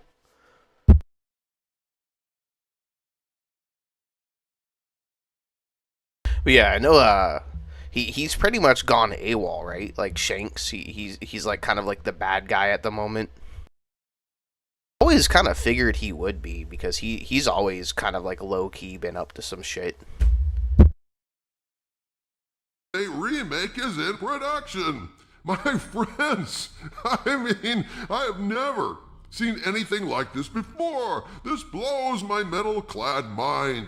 In a moment, we'll get to some of the reactions to this news, but before we do, the CEO of Wit Studio, George Wada, chimed in on what this new adaptation will be and why they are doing it. Quote, "The reason we decided to produce a remake of the One Piece anime comes from a reflection by the author Ichiro Oda. Ew, it's being done by He pointed out Studio that Wit. the work has become very long and rich in detail, and since it began a long time ago, the new generation used to modern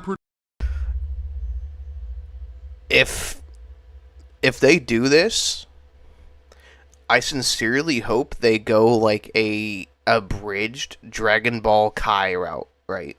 Like tell the same story with like a lot of the same meat and potatoes, but cut all the chaff out, right?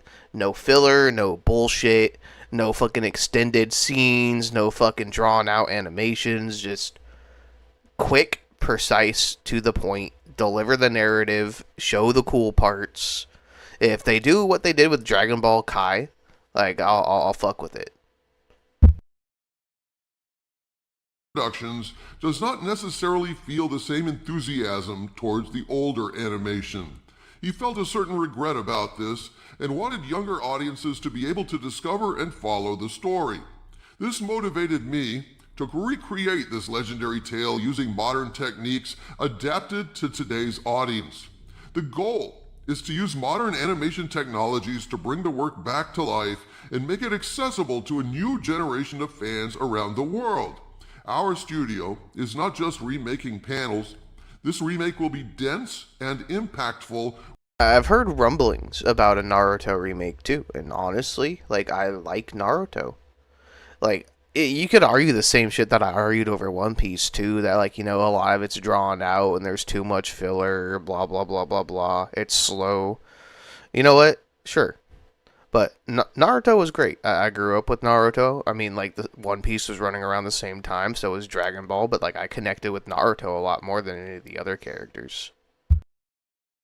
I would be all for another Naruto remake, especially, like I said, if it does the Dragon Ball Kai thing, where they just cut out all the bullshit and just, like, reanimate everything, but tell all the good parts of the story and keep it consistent.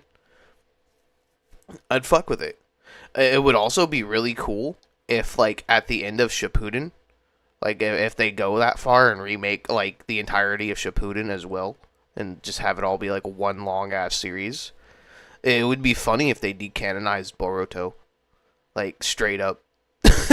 Like, they should just, like, lop that off the canon. It would be funny.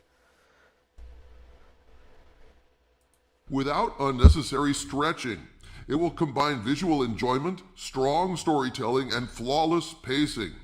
During its original broadcast, the series aired on Sunday mornings at 8 a.m., which is considered a children's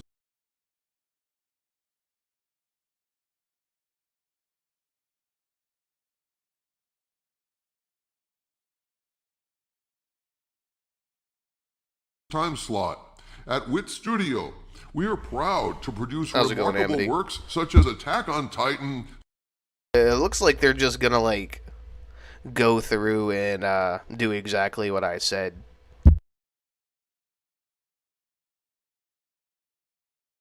Spy Family, and Let a man Vinland hope. Saga. Let a man hope, Lupus. These are very distinctive creations. We want to approach One Piece with the same strength and level of quality while fully respecting Toei Animation and their remarkable work. The greatest challenge in creating a work like One Piece lies in the vastness of its fan base and in surpassing their expectations. Fans have built their own vision of the story, and we want to create something that goes beyond that imagination. The most important thing is to understand what the original author, Ichiro Oda, wants and to find the best way to present what he wishes to show or express. By collaborating with him, and that's important, folks, they are working with Oda, we will achieve the final result. The work is very dear to Oda, and he knows it better than anyone. His vision will guide us. With Netflix, we now realize that our works are followed worldwide. We are no longer just competing within the Japanese market, we are competing with global giants like Hollywood and Disney, unquote. So according to this, the creator of One Piece is down with it? And they have his support and he's working with them? Man, so they were pacing... I feel like that shit is bullshit. I feel like they've just bought him out and he's checked out of the franchise and now they're just gonna monetize it to all fuck. I don't think Oda actually approves of any of the shit that the Netflix anime has done or the Netflix remake or really any of, like, the whole, like, total remake while the manga's still going. I think he's literally just quietly sold off the property and is just kind of fucking doing his own thing now. I don't think it matters.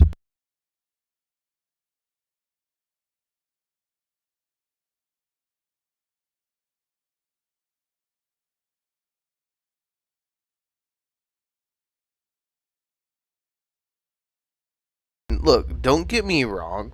Boruto had some potential, right? Like, and even a lot of people, like, are just stuck in the past and argue, like, he was just a bratty kid. He had no idea who Naruto was. He extremely disrespected Naruto. That shit never bothered me. In all honesty, I expected Naruto's son to be like that. Like, I really did. Naruto was like that as a kid. He had no respect for fucking nobody, dude. Like, he had to be taught what respect was, and then from the moment he learned what respect was, he had a really rational way of doling out his own respect. Of course, it makes a lot of sense for Naruto's son to go through a similar arc where he himself is a bratty fucking kid and has no idea how to,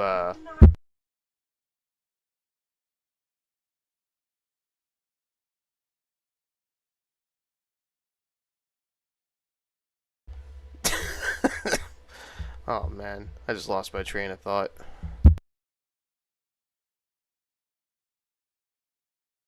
Where was I? Oh yeah, like, Boruto having that same fucking development cycle is just it makes a lot of fucking sense for him to be a brat and then learn respect and then also just kind of grow on top of that. Like, Boruto had like a really good narrative. The shit that I don't like is like, killing Kurama and fucking, Naruto being beaten and sealed and all that stupid shit. Sasuke losing his fucking Rinnegan, all that shit that, like, the entirety of the struggles of the original series put into place just, like, instantly wiped out. I hated that shit. Problems with the current anime adaptation, Doomcut? Yes, notoriously so, Harvey Oh, Cthulhu. fucked up. You see, the problem is the anime was adapting the material faster than Oda could create the manga. So they'd catch up to the current storyline, but still need to keep releasing episodes. And so this resulted in a bunch of filler episodes the studio created, waiting for Oda to get far enough ahead to resume adapting the actual manga chapters. This has resulted in a kind of uneven... Dude, even I say the same shit. Like, I loved the original premise of Naruto when it was all kind of, like, grounded for the most part. But the second, like, the Ninja War kind of went from, one kind of really smart dude who planned, like, 100 years ahead to, fucking aliens, I was kind of checked out of, like, the very end of Naruto, too. And the fact that, like, the whole entire, like, aliens thing has just persisted throughout Boruto, instead of, like, letting Boruto have his own, like, kind of fresh air and struggles. It just kind of irked me. Like, I hate the fucking alien shit just as much as everybody else.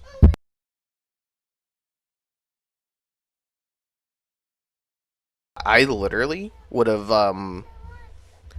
rather the whole narrative of Naruto ended with the defeat of Madara. Like, honestly, like, if Madara was the big bad of the fucking franchise and, like, they happened to, he got resurrected and all that shit, and then he channeled the Sage of Six Paths and then they beat him, like, that would have been good. Like, that would have been a really good ending to a really long setup narrative of the whole, like, Uchiha versus Senju bloodline. It would have been a really good way to repair Naruto and Sasuke's relationship. The tailed beast would have still been in play, and everything would have been cool, and they could have just gone on with their lives without the whole fucking space aliens thing infecting the rest of the franchise. Adaptation with all sorts of pacing problems. Apparently, this adaptation from Wit Studio is looking to be less childlike, more adult in its execution without sacrificing the zaniness and the fun. Any way you cut it, they're facing a mountain of content to adapt. I should think it would be extremely intimidating, especially given how many fans have loved the anime for 26 years now. And yet, oddly enough, the reaction among fans seems to be mixed. There are no pitchforks and torches that I'm seeing. Here's a few comments on an ex-post regarding this situation. Daemon Chief says this is really sad. A lot of early One Piece episodes were extremely charming. Even the comedy was extremely good. I can understand the pacing issues, but the way it's done just feels like a laid-back journey where you see a lot of things and you're just there for the ride. Glam Cinema Hub says... So that's what I'm saying, dude. Like, even if the war stopped at Madara, and, like, the same my kid's going nuts in the background. The same kind of the same like kind of advancement of events would happen, right? Like Naruto would still get with fucking Hinata, Sasuke would still get with Sakura. They would probably both still have kids. Naruto would still definitely become Hokage. The only difference is, like, minus the space aliens, the problems within the world stay grounded, right? And the thing is you would still have a lot of bad blood. Like, just because Sasuke and Naruto buried the hatchet and settled generational beef doesn't mean the rest of the world moves on like that. There's still a lot of people who are salty about the things that other people did, right? Orochimaru could have still been an issue. People who Orochimaru pissed off could have been an issue. Still have a lot of the aftermath of some of the shit the Akatsuki did. Fucking there's 4 whole ninja wars with blood beef and fucking feuds and shit like that. Like, a lot of things could have happened.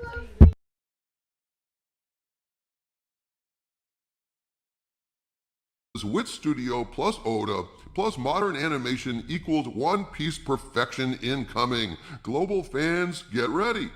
CJ says, why not just edit out filler and drawn out scenes instead? I don't think they need to reproduce the whole production. Jorge says the main reason is that going through early One Piece is a slog, and the pacing is terrible as the anime catches up too quickly to the manga. Also, the jump in power scaling after the time skip felt like even the whole concept of like kind of like a secondary Akatsuki, right? Kind of like made a lot of sense, right? Like, there's still all of these nations with their own issues and the own things that happen, right? Like, a lot of the shit in Boruto could have still happened. Like, the whole thing with the Mist Village, trying to go back to the whole, like, Blood Mist days and all that shit. Like, a lot of the events of Boruto could have still happened the way they happened without the space aliens. And it would have just been more grounded. Konohamaru is, like, also a character that they have just, like, egregiously slept on. Like, bro needs so much more development.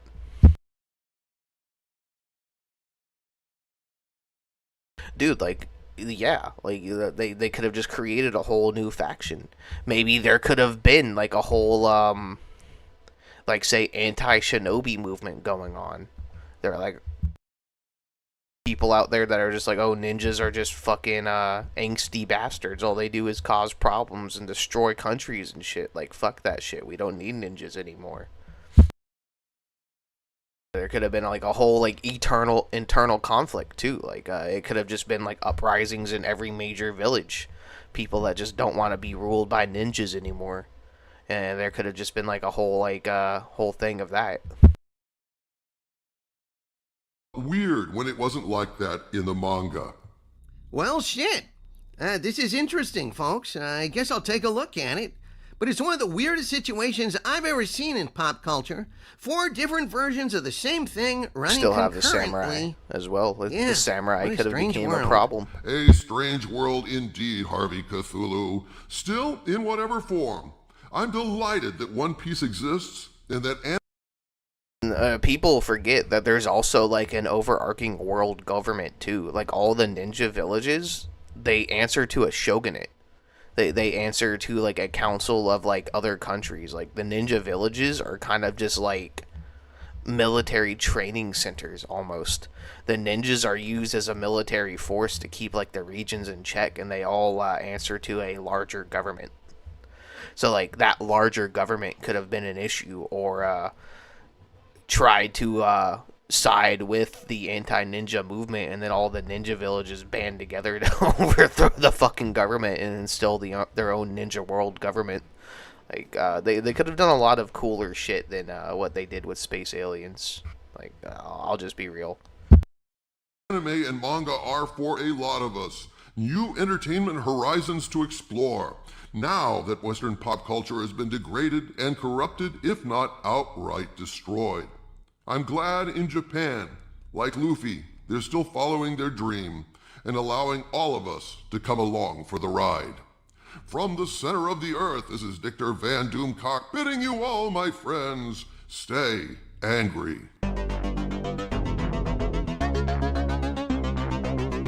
Love how Vlasco stays getting ideas from chat. Love that shit.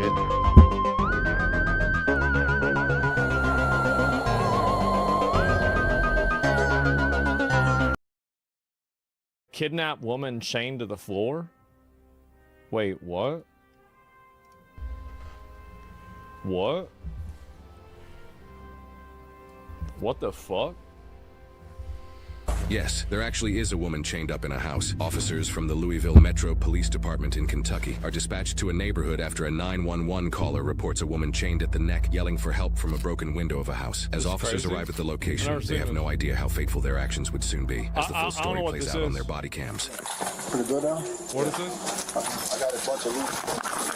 Yeah, it's... So they just kicked the shit down? Let's shut back. Bro's fucking mag It's fell locked. out. Which windows to kick out? Which window she kick out? So there's no window. Oh, there's that one. Hang on 1 second. Which window is she at? Where?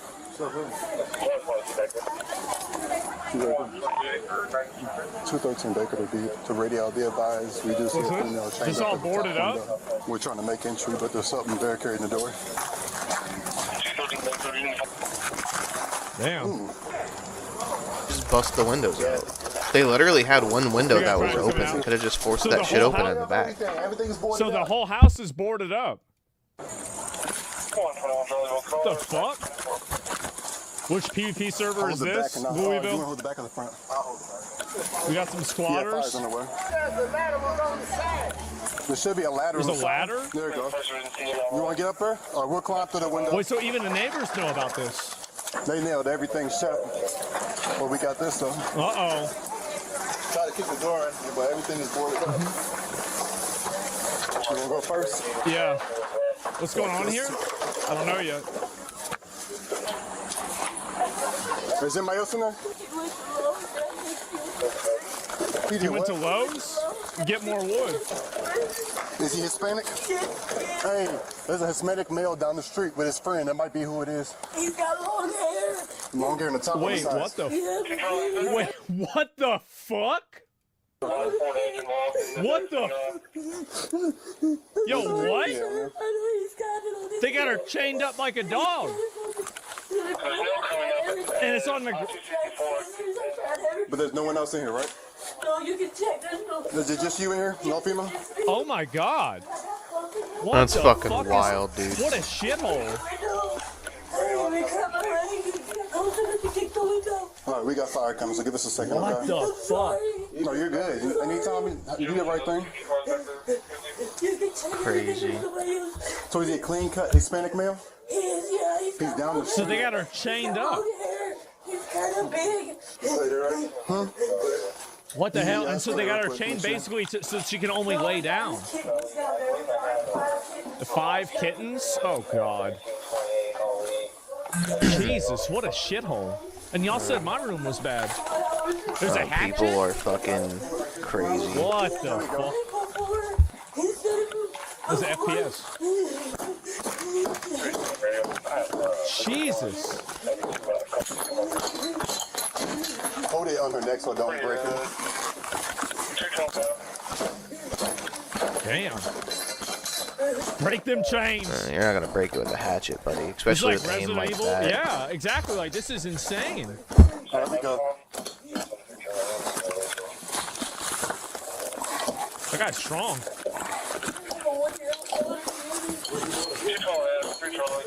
What the fuck?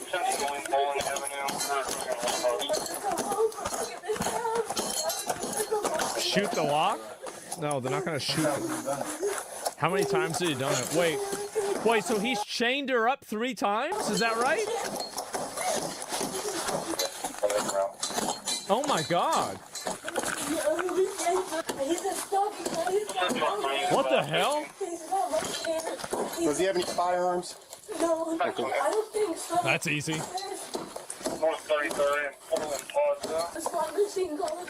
Can you imagine, bro, like how much this must suck? Like if you had your human What's up, slave Kenny? and you come back and the cops are there, it's like, oh fuck, man. Oh jeez. Oh man. Not again. I knew I should have boarded up that upstairs window. What I'm saying. Damn it. I would have fucking had that shit fucking handled, bro. Damn it. I knew it, man. Yeah. Damn, they're really going in on this. There we go. You want to try to make exit through the front? You gotta get a key? Can you get out? Oh my god, wait, so they got her locked inside. So she can't even leave. Even if she breaks the chain, the door's locked in there too. 213, we got her in chain. We're going to try to come out from the front. And there's a mirror in front of the door. Look at all the love you. Oh, he screwed it in. He screwed the door shut. He's got screwdrivers in his other room. Bro, what the fuck? In the kitchen to the left. Nobody's in the basement, right? Oh my god. There's padlocks on the fucking door. Look at all this. He won't never let There's me two, in. dude, what's it? I want to know what's in the refrigerator. I do. Hey, I got fire out here. Poor girl, yeah. Well, it looks like they got the front door and all the doors down there nailed shut. All the doors are nailed. You're fine. We're here. Dude, this is out of a video game. Oh my god. Look at that. Holy shit. It's a safety violation? You know what? I think it is too. I mean, it is, but that's like the least of the fucking concerns here. Yeah, I think this is a safety violation. You're right. 10-4, we're clear. We can go and force it. You bust that door. Oh, they got the fire department in there. Let's go in here real quick, okay? We got the big boys. That's fire. They're forcing the door open. Uh-oh. He called me on the phone. He's like, I can see this lady. She's chained up. I was like, I'll be right there.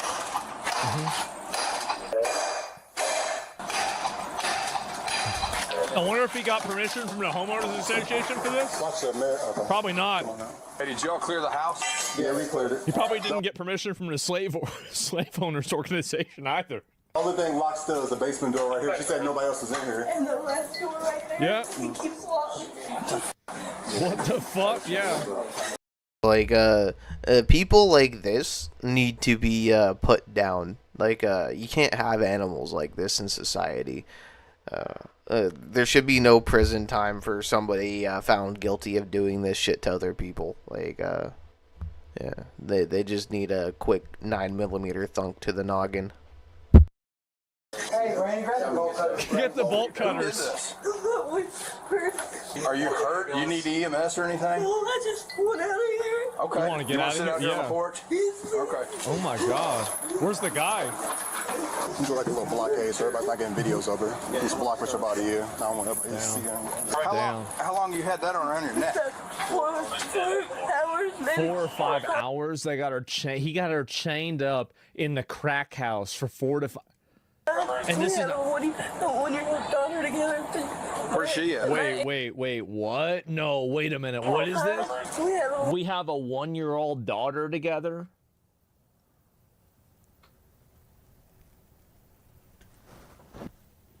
Oh my god.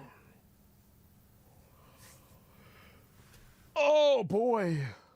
The 1-year-old daughter together. Under the box, And indeed. has custody of her. Okay. And that's why he's always fighting with me. That's why he's always- They wouldn't let her go home to this house. They wouldn't let her go home to the house. Damn, WCPS. Crazy, bro. Like, crazy W for CPS there. By the way, you know, remember when I was talking about how dumb it was that people would weaponize the Child Protective Services for like their, you know, annoyance for like Ethan Klein? This is the kind of people that they're diverting attention and, you know, money away from. It's like you have somebody like this, so this is really what happens, right? It's like whenever you defund those groups, this is what happens. I don't know where the town is, and you're gonna do it nicely, or we're gonna do it the hard way. When he left, Do it the nice way. When he left, I I tried getting off. I tried to get close enough to the window. I broke the window. got close enough to the window, I broke the window and yelled at the neighbors. Just hold really still real fast. Damn. We'll go like 30 feet. Damn, bro, they're cutting the chain. Oh my god. Might be easier to cut the link on the chain. Jesus. What kind of car does he drive? He don't have a car, he was with his friends, but I don't know, they picked him up in the back and take something back. Damn.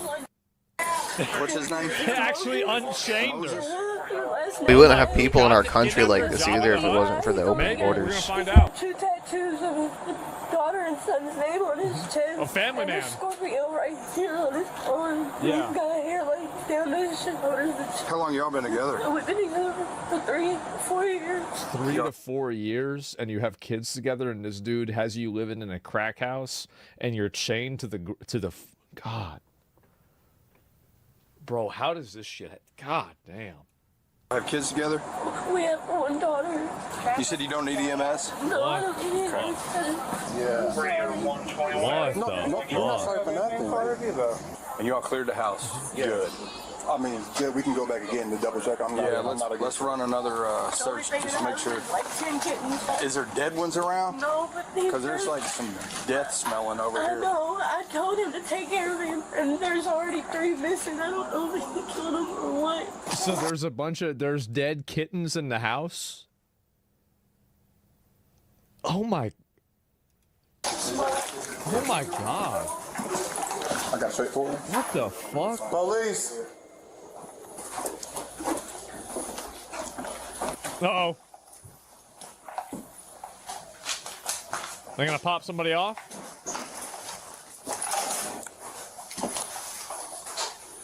Uh-oh. And like, by the way, the smell of a dead animal or like rotting flesh, it's so obvious, by the way. Like, if you smell that, You know what it's it probably is. because something's dead. I'm wondering why all these are nailed shut. Yeah, a lot of these doors are nailed shut. We really can't do nothing with it. Do you have a gun or anything? Any kind of weapons?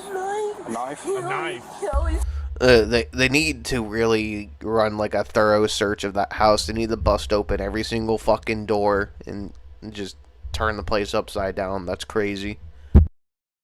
Has either an axe or a machete. He cut my hair with a machete. He cut her hair with a machete? Was she dating Freddy Krueger? What the fuck? When did you do that? What the fuck? 3 nights ago, that's why I left him in the first place. It was all the way down here. So you left him because he cut your hair with a machete? That's pretty reasonable. I could see why. So he cut her. God damn. Were they claws? Maybe. Jason? Oh, you're right. What the fuck? Should I take a picture of it? Yeah. How do you even pay for a house like this? Like, where do they get the money? That's the chain right there. Or that's where I it's mean, look at this. Look at this setup they got going on. There's like Christmas lights around. They got the girl chained to the ground. There's like a bed. God damn. connected to. Did she rip herself off of it, or No, we had to hit it with this axe. Yeah. Dang. That's the window she broke out. Yeah. Good for her. It makes you wonder, like downstairs though. Hopefully no one else is in here. What the fuck? Did you want a water? Yeah, I'll be right back, okay? So the only rooms we couldn't clear is he has a room upstairs, a door nailed shut. He's got a basement door nailed shut, and he's got a back room door nailed shut also. Why he got all these? He's got all this shit. Oh, I want to see this guy. I do. Every I door wanna needs see to be him. fucking busted down. This place, but he's got one. It's a Scorpio right here. Yeah, she's doing okay. We can go ahead and leave everything like it is. It's a crime scene right now. So what do you it's a crime scene. What do you mean it's a crime no, scene? I live at the corner. I mean, no, she's obviously- been staying with me. She stayed with me last night. She's fine. Do you know what the mail looks like? Mexican. Long hair. Long hair. Is it clean cut or is it just long? I really don't look at him too much you're good. because I think he's ugly. Be careful because he's got a brand new machete. He always carries a machete. He always carries a machete? What the fuck? If it's here. Did he hit you or anything? He looks exactly like you think he looks? Is that right? And you've been here for, you said... 3 years. Yeah, but you said you left. Yeah, I left a couple days ago when he cut my hair off. When did you come back? I come back because I seen him No, riding when? today. Today? You came back today? Yeah, I seen him riding his For real. bike and he stopped me. He was like, will you please just come clean up the rooms and I'll pay you. I was like, okay, but I don't want to Strung up in the town square. He says, I promise I won't hurt you. Just come in, I'm going to give you money.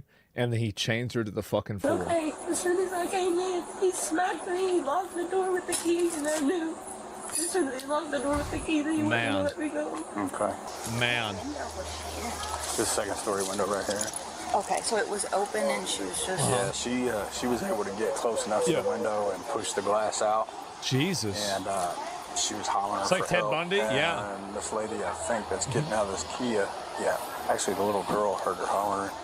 She's like, Granny, that lady's yelling for help. She got a Yeah, I chain bet. around her neck. She's She got- actually the one she- calling 911. Can you imagine this? This is Yeah, insane. right there. But I got her name and phone number. After 2 days of round-the-clock covert surveillance, detectives radio to patrol officers that the suspect has returned to the house. That's when Why would you go back to the house? How would you do this? You fucking idiot. Just go somewhere else. Be like, guys, this one's gone. This is gonna be good. Like, gotta get his hatchet? What a Patrol fucking officers pull up idiot. to the location and find a red truck with 2 men inside, with one of them matching the description of the suspect. Uh-oh. What's your location? I'll go talk to you. Hold on. Can you get my location? Yeah. Uh-oh. There he is. Stop. Let me talk to you, man. Grab the other guy, too. Hey, put your hands on top of your head. Put your hands on top of your head, boss. We just talk with that. All right, stand by. We have to go Monday. Stop. I didn't do anything. Guys, I didn't do anything. Detained right now. Detained for what? You're just being Detained for what? all right? Not under arrest. Nobody Any weapons on knows. your boss? We just thought we're going Monday. 219, Monday. All right, that's fine, man. Just hang out. All right. Okay.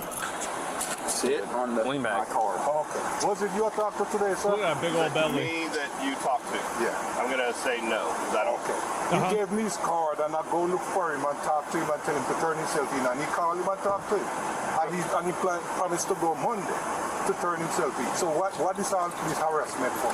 He promised to go into Monday, and he thinks he's getting harassed while he's driving this guy around that... Not harassment. It's not harassment. Our job. You're being Another detained fucking right now, foreigner and as too, soon as man. This is all figured out. If you're not in any kind of trouble, the handcuffs will be taken off. You're not being harassed. Okay, but that's not nice. I don't like it. I don't like it. Yeah, I bet you don't. I bet you don't. Well, whenever you're Ubering around fucking, you know, this crazy nutball, what do you expect? You shouldn't have done it. Shouldn't have done it. Okay, hold on. All right, who is that? Jonah. The girl that was held hostage. Okay. Yeah? Hey, Jonah, how are you? This is Austin No, Clemens. you're not on speaker, baby, so you gotta hold it. Jonah, can you describe the suspect for me real quick? All right, is he Hispanic? Yeah, that's him. That's the That's him. suspect? That's him. That's I him. know him. All right, we'll give you a call here shortly, Jonah. Damn. That's him.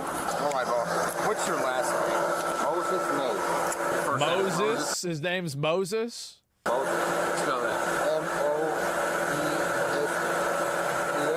M-O-E-S-E-S? No. Doesn't even know how to spell his own fucking name. No, what she did, the drama thing. No, what she did? The drama thing? You mean the thing where you chained her to the fucking ground? You nailed all the doors shut? And he's saying she's starting drama? Oh my god. Who is this guy? Oh my god. Drama thing? The chaining thing, but that was not what really happened. No, you have to understand, that's not really what happened. It's actually something else. That was not a lot. Yeah, because she not did what she wanted. She did for money. You're saying that what she's telling the police. Yeah, It's just drama. It's drama. It's not for Being real. dramatic. Hey, Yeah. you deal with this dude? You're free to go. So, all right, you have to train me up on that. Back to the academy for this guy. Upside down. Damn. We just started heading over here to see if we can find him. That's the window That's the bad guy. I don't think it was just her neck. I think he had her like a chain around her neck and a chain down the ground. Damn. Like a fighting dog almost. Yeah, like a pit bull. The suspect was identified as 36-year-old Moises May. After obtaining a search warrant, officers were able to fully clear the house and confirm there were no other human victims inside. However, while clearing the house, police noticed that the entire house was essentially a makeshift confinement area. God, it's hard 36, bro. Like, that guy's as old as me. Isn't that crazy? Oh my god. There was a significant amount of work that was done to the entire house, including barricaded doors that were... This is police footage. They essentially saved a chick that was chained up in a crack house, and this is the guy that did it. They just apprehended him. This is a really fucked up situation. It's honestly just a bunch of crackheads being crackheads, but homie G here fucking chained up his girlfriend and boarded up every door in the houses and all that shit. Dude, they had a probable cause to search the house when they fucking broke in and fucking saved a girl that was chained to the fucking floor, dude. All of that shit was probable cause. They should have searched it then and there. Screwed in, boarded up and bolted windows, and a front door that used a double-cylinder deadbolt, meaning it required a key from both sides, and it was later confirmed that Moises had the one and only key. The chain used on the victim was also attached to the floor with heavy-duty hardware, rather than just wrapped around something. These details suggest that there was some planning involved to the incident, which is important in determining premeditation. Well, yeah, I mean, what he did, no, here's what happened, is that they had a problem and she got away. And then he thinks to himself, well, we can't let that happen again. Well, how are we going to prevent her from getting away? Gentlemen, I have just the idea. After his arrest, Moises told police that the victim, Jonah, he said chain up that Foyd. Couldn't stop cheating on him. God damn. After arrest, Moses told police Jonah chained herself up because she couldn't stop cheating. What retarded ass shit. That's that drama shit he was talking about, man. That's that drama, bro. She just hasn't done. Can you imagine having to deal with these fucking idiots? Oh my god. Police that Moises threatened to kill her if she left him or went to police, and that he continuously threatened and assaulted her to keep control over her. An interview right after Jonah was rescued shows her immediate response to the situation. He made me strip naked, and he put the chain around my neck, and then he called his friend. He said, I gotta go take this equipment back to Lowe's. When I come back, I'm gonna kill you. It's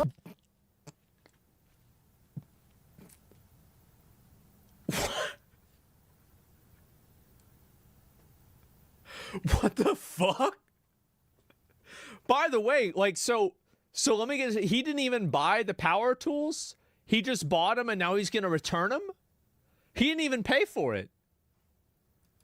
hard when you think you know somebody and you don't. I just want to see him get in jail. I want justice. I want my daughter to be okay. Yeah. Moises was initially charged with felony kidnapping, felony intimidating a participant in the legal process, felony first-degree wanton endangerment, assault, terroristic threatening, and harassment with physical contact. He would later have extremely serious charges added, however, as Jonah went on to tell investigators that Moises forced and coerced her to engage in commercial sex acts with other men. She said he arranged... That's why she had to chain her... okay, now we're starting to put things together. 5 of these encounters in exchange for money. This new information, combined with the high likelihood of premeditation due to the house being rigged up as a makeshift confinement area, led to prosecutors additionally charging Moises with 5 counts of felony human trafficking. This case eventually went to a jury trial in Jefferson County, Kentucky, which prosecutors said was the county's first ever human trafficking case to go to a jury trial. What an idiot. Glad they just absolutely hit this motherfucker with the book. I mean, damn. Like, just smashed him with it. The maximum sentence Moises could be given based on all of his charges is 75 years in prison. However, after deliberation, the jury found Moises guilty on all charges and recommended the judge sentence him to 35 years in prison for his actions. The judge later sentenced Moises to 30 years in prison. Wait, he get fat? Bro, like, he went to jail? Bro got fat in jail. Holy shit. Damn, bro. Like, they had him porking out, huh? God damn, bro. Like, how do you get fat in jail? How do you get fat in jail, bro? Like, damn. That's crazy. Taxpayer funding, everybody. Moises to 30 years in prison with the eligibility for parole after serving 20% of his sentence, which is 6 years. In past years, Kentucky law used to require a person convicted of a Class B felony to serve at least 85% of their imposed sentence before being eligible for parole, meaning Moises' kidnapping charge, which is a Class B felony, would normally enact this 85% rule. However, this statute was recently revised in 2024. Now, a Class B felony must involve the death or serious physical injury to the victim. Because Jonah was found alive with... Oh my god. Oh my god, bro. This dude's gonna get out in somebody 3 like years. this out? Like, what are you doing? Like, I don't understand. Like, are you out of your fucking mind? It's crazy. Do us have one hell of a defense attorney? Yeah, this is crazy. He's out till 2045. He's eligible for parole in 2029. 2029. No serious physical injury. It allowed Moises to be eligible for parole after serving just 20% of his imposed sentence. God. Moises will be 44 years old when he is eligible for parole in 2031. Oh my, this is insane. That dude needs to be put down. I don't know how, like, I don't know how anybody can make this decision. I don't know what the and fuck not is just wrong with our immediately come fucking to the prison conclusion, system. okay, you know what? It's obvious bullshit. It is. It's such obvious and complete bullshit. I don't know what is wrong with these people. How do they think that they're doing anything good whenever they let them out, whenever they're doing this? Fix your laws? I wish I could. Isn't that insane? Body cam release footage in a samurai sword massacre? Okay, dude, these are good. I'm going to have to watch more of these. These are fucking insane. And I don't even know what to say. These motherfuckers need to be executed. For them, life means nothing. Oh, I am all in on doing that. I'm totally in on it. I completely agree with it. I am totally on your side, okay? Totally agree. Why do they always protect criminals? Because they don't care. Like, the reason why they do this, it's very simple. It's because they do things to make themselves feel good. That is the impulse behind all of their actions. It's not about trying to make the world a better place. It's not about trying to improve anything. It's about trying to make themselves feel good and be assumed to be a good person. That is the main focus and the main reason why they do it. And as soon as you understand that, I think everything else makes perfect sense. So that is their main focus and their main goal. It drives me nuts. Yeah, it does. And because they have no babies and criminals are their babies, I guess so, right? Yeah. Samurai 1 isn't as good. Oh, maybe you're right. But if more of these, I love watching videos like that. I do. I really do love them. And how are you a good person in helping people like that? Because they don't ever think about, it's toddler morality. They never think about what happens after the fact, and they never think about cascading secondary effects. The only thing that they do think about is what is immediately going to make them feel like they're a good person. There is no future. There is no past. There is only the immediate gratification of doing something that makes them feel good. That is literally it. That is the beginning, middle, and end of it. Besides that, there is no other thinking. That's it. And as soon as people realize that, maybe things can change. But I don't know if that'll ever happen.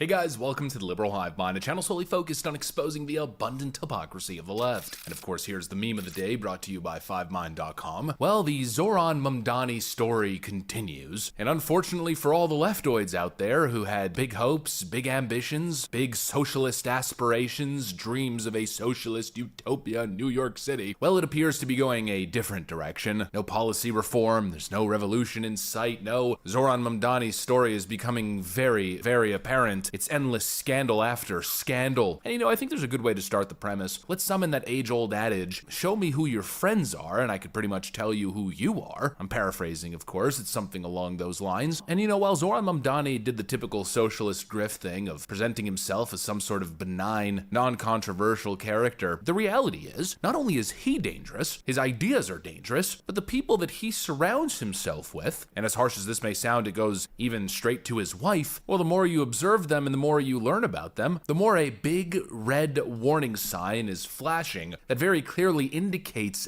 danger. There's nothing moderate about Zoran Mamdani and his friends, his orbit. Now, the one word that keeps popping up is extreme, extremist. Let's call it scandal by association. The story continues. Let me show you guys exactly what's going on. We got some stuff to get into, so let's roll the tape. All right, folks, so again, it's who Mamdani chooses to surround himself with. We got a very interesting clip now bouncing around social media. I present to you Zoran Mamdani's intern, a woman by the name of Arzu Malik. Well, just take a look at this gem of a clip that's now resurfacing. And the true believer knows that none of this is in vain, that this is all jihad, that this is all ibadah, and that this is all counted for by Allah subhanahu wa ta'ala. The conversation of doxing, the conversation of getting arrested and suspended, I think it's time for Muslims to start to say, all right, so what? Do what you want. I'm gonna do what I gotta do, because it's about time to do that. And I know everybody has their own families and has an education and everything. It's just a question. We don't want to get doxxed, and we don't want to get suspended, and we don't want to get arrested.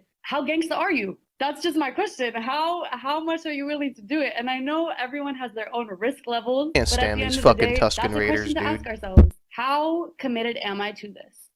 To what extent of my personal material gains Am I willing to sacrifice for this bigger noble cause? If you get suspended, if you get doxxed, because She it's won't. bound to happen when you're doing She the won't righteous risk cause her and when shit you're doing though. something for the sake of She Allah won't. here in the West, it will never ever be in vain. And the true believer does not fear that, because the true believer knows that the akhirah is a promise. That, my friends, is Zoran Mamdani's own intern, somebody who is working closely in his direct political orbit. And she's openly talking about jihad, sacrifice, martyrdom, and framing it all as some sort of noble cause. And from what I can gather, she's speaking to Muslims in the interior of the country, and the context appears to be a call to rise up against Western civilization. Tusken Raider against is like the America, only and to not be valid slur for fearful these of consequences. motherfuckers. They're pursue literally Tusken jihad Raiders. to They an are absolutely desert extreme savages. degree. Now, I'm sure the apologist will slip in and try to redefine the word jihad as something non-controversial. It's all just a metaphor, bro. It doesn't mean exactly what you think it means, but my friends, it means exactly what you think it means. This stuff is very well established and very well defined. I have a clip here which I've had saved, which I think kind of meets the moment perfectly. Here's a former FBI agent basically defining jihad, what it stands for. According to all Islamic doctrine, is to ensure that there is an Islamic state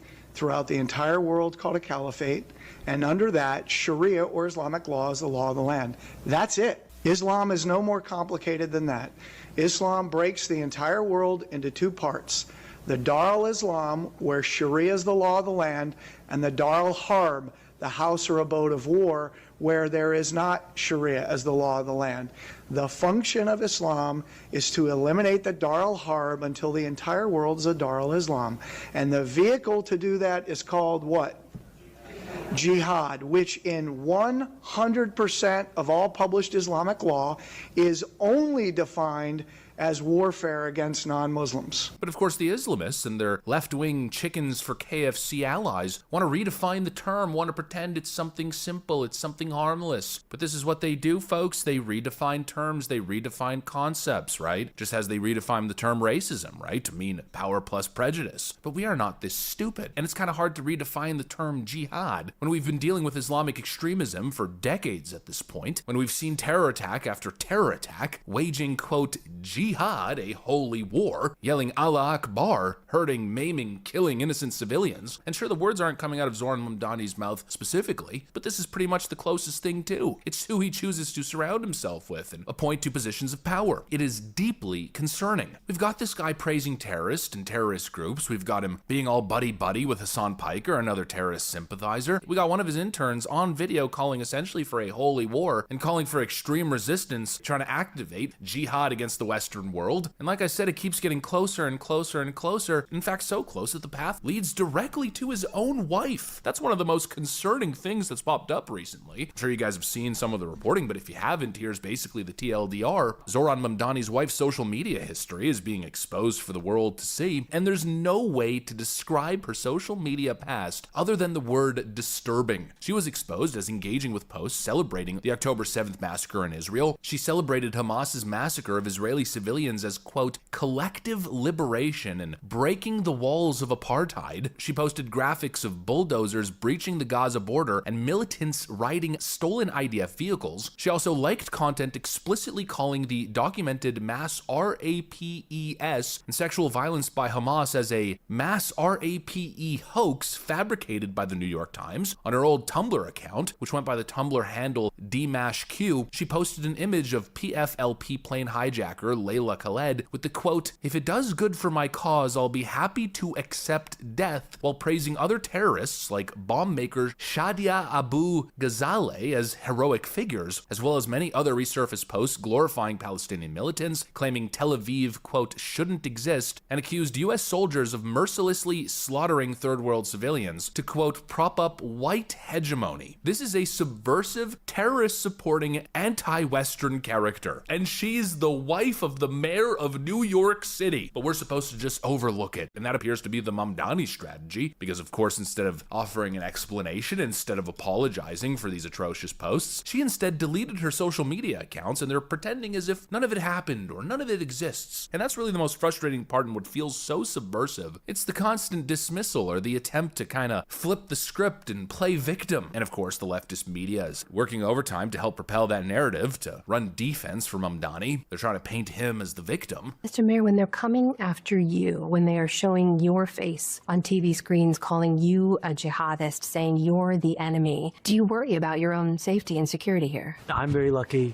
that I have an incredible team of NYPD officers who keep me safe each and every day. And my fear, frankly, is for those whose names we do not know, who are seen and understood to be Muslim and will be attacked for it. And they will not have the protections that I do. Now suddenly Mamdani is the victim. Here we are exposing some seriously concerning stuff, and Mamdani's instant reaction is, oh, Islamophobia. Islamic people are the true victims. Are you freaking kidding me? He's essentially perpetuating a hoax. This notion that Muslim people are under attack. Name a single relevant recent example. I can't think of a single one. I feel like if there was, it'd be front page news. We wouldn't stop hearing about it. Islamophobia this, Islamophobia that. They'd tie it to Donald Trump and all the evil MAGA white chuds. And meanwhile, as he's playing victim, we're seeing terror attack after terror attack. And that's really what bothers me about this whole Islamophobia angle. It's obviously used as a dismissal strategy, as a distraction. Paint yourself as the victim and just continue along. Business as usual. You notice it time and time again. Islamophobia. But never, ever do we ever see Muslims calling out their own. Never do we see them countering violent anti-Western rhetoric, the clearly archaic and dangerous theocratic worldview that they're essentially trying to import here. Never do you see them addressing Islamic terrorist concerns. No, instead they're always the victims, right? We saw a terror attack, what, a week, 2 weeks ago in New York City, right outside of Mayor Mamdani's office, and Zoran Mamdani didn't even condemn those people. No, instead, he used the spotlight to condemn, quote, white supremacy. I mean, seriously, frick off. You see this time and time again. Whether it's the way they portray Gaza or what's going on in Iran, they always portray themselves as being the victims. It's completely backwards. And it's not like we haven't tried with the Islamic world. Ask any elected official, ask any Westerner. We would love nothing more than to have peace in the region and to be able to just deal with the Islamic world as any other part of the world. But it's absolutely impossible because the raw reality is that we're essentially dealing with a death cult that's hell-bent on achieving total religious, theocratic world domination through violence, conquest, and terror. But if you point that out, suddenly you're the problem. They turn a blind eye to the most atrocious attacks, to the most atrocious, subversive anti-Western rhetoric, calls for terrorism, calls to engage in jihad, what is known as a holy war against non-Muslims, and if we simply point the finger and say, whoa, that's not okay, all of a sudden we're the problem. Make it make sense, folks. Well, obviously you can't because it makes absolutely no frickin' sense at all. Something is very obviously deeply wrong in New York City, and I refuse to be silent about it. Anyways, that's what I got. Thanks for watching, and I'll see you on the next one. Hey, what's up guys, Riff here. So today we're going to be looking at some updates regarding Hassan Piker and some of his strongest orbiters who are currently engaged in a multi-day campaign going after content creators like Emiru and... What is a bigger threat to America today? Trump supporters and MAGA or radical Islam? Trump supporters and MAGA. Yeah.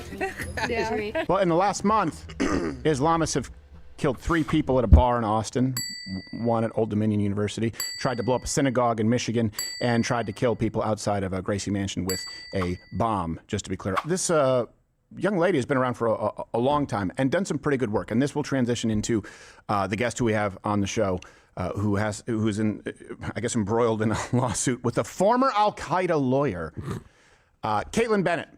So she went to a St. Paddy's Day event in Tampa, and she asked attendees, and I know there's like a lot of jaywalking stuff out there where people now, social influencers, they'll just stage stuff. She actually makes some really good points, and you can go watch her whole video. I believe it's on YouTube, Rumble, or X. I think it's like 30 minutes long. But she asked people, and this is the state of the United States and current Democratic Party, radical Islam or MAGA, Trump supporters. Who do you feel more comfortable around? The answers are like a surprising amount of unsurprising but sad. Who do you have more in common with, a Trump supporter or a radical Islamist? Radical Islamist. What is a bigger threat to America today? Trump supporters and MAGA or radical Islam? Trump supporters and MAGA. Yeah. You would support the radical Islamists. Yeah, and basically, I mean, we're all humans, you know. We're all I'm not human sure beings, you so are. That, So yeah, that radical He has Islam no idea what she's or fucking Trump talking about. supporters? Trump. I can't speak politics. I'll say Trump. Work reasons. I can't. I can't do that. Trump. Trump. Radical Islam or Trump supporters and MAGA?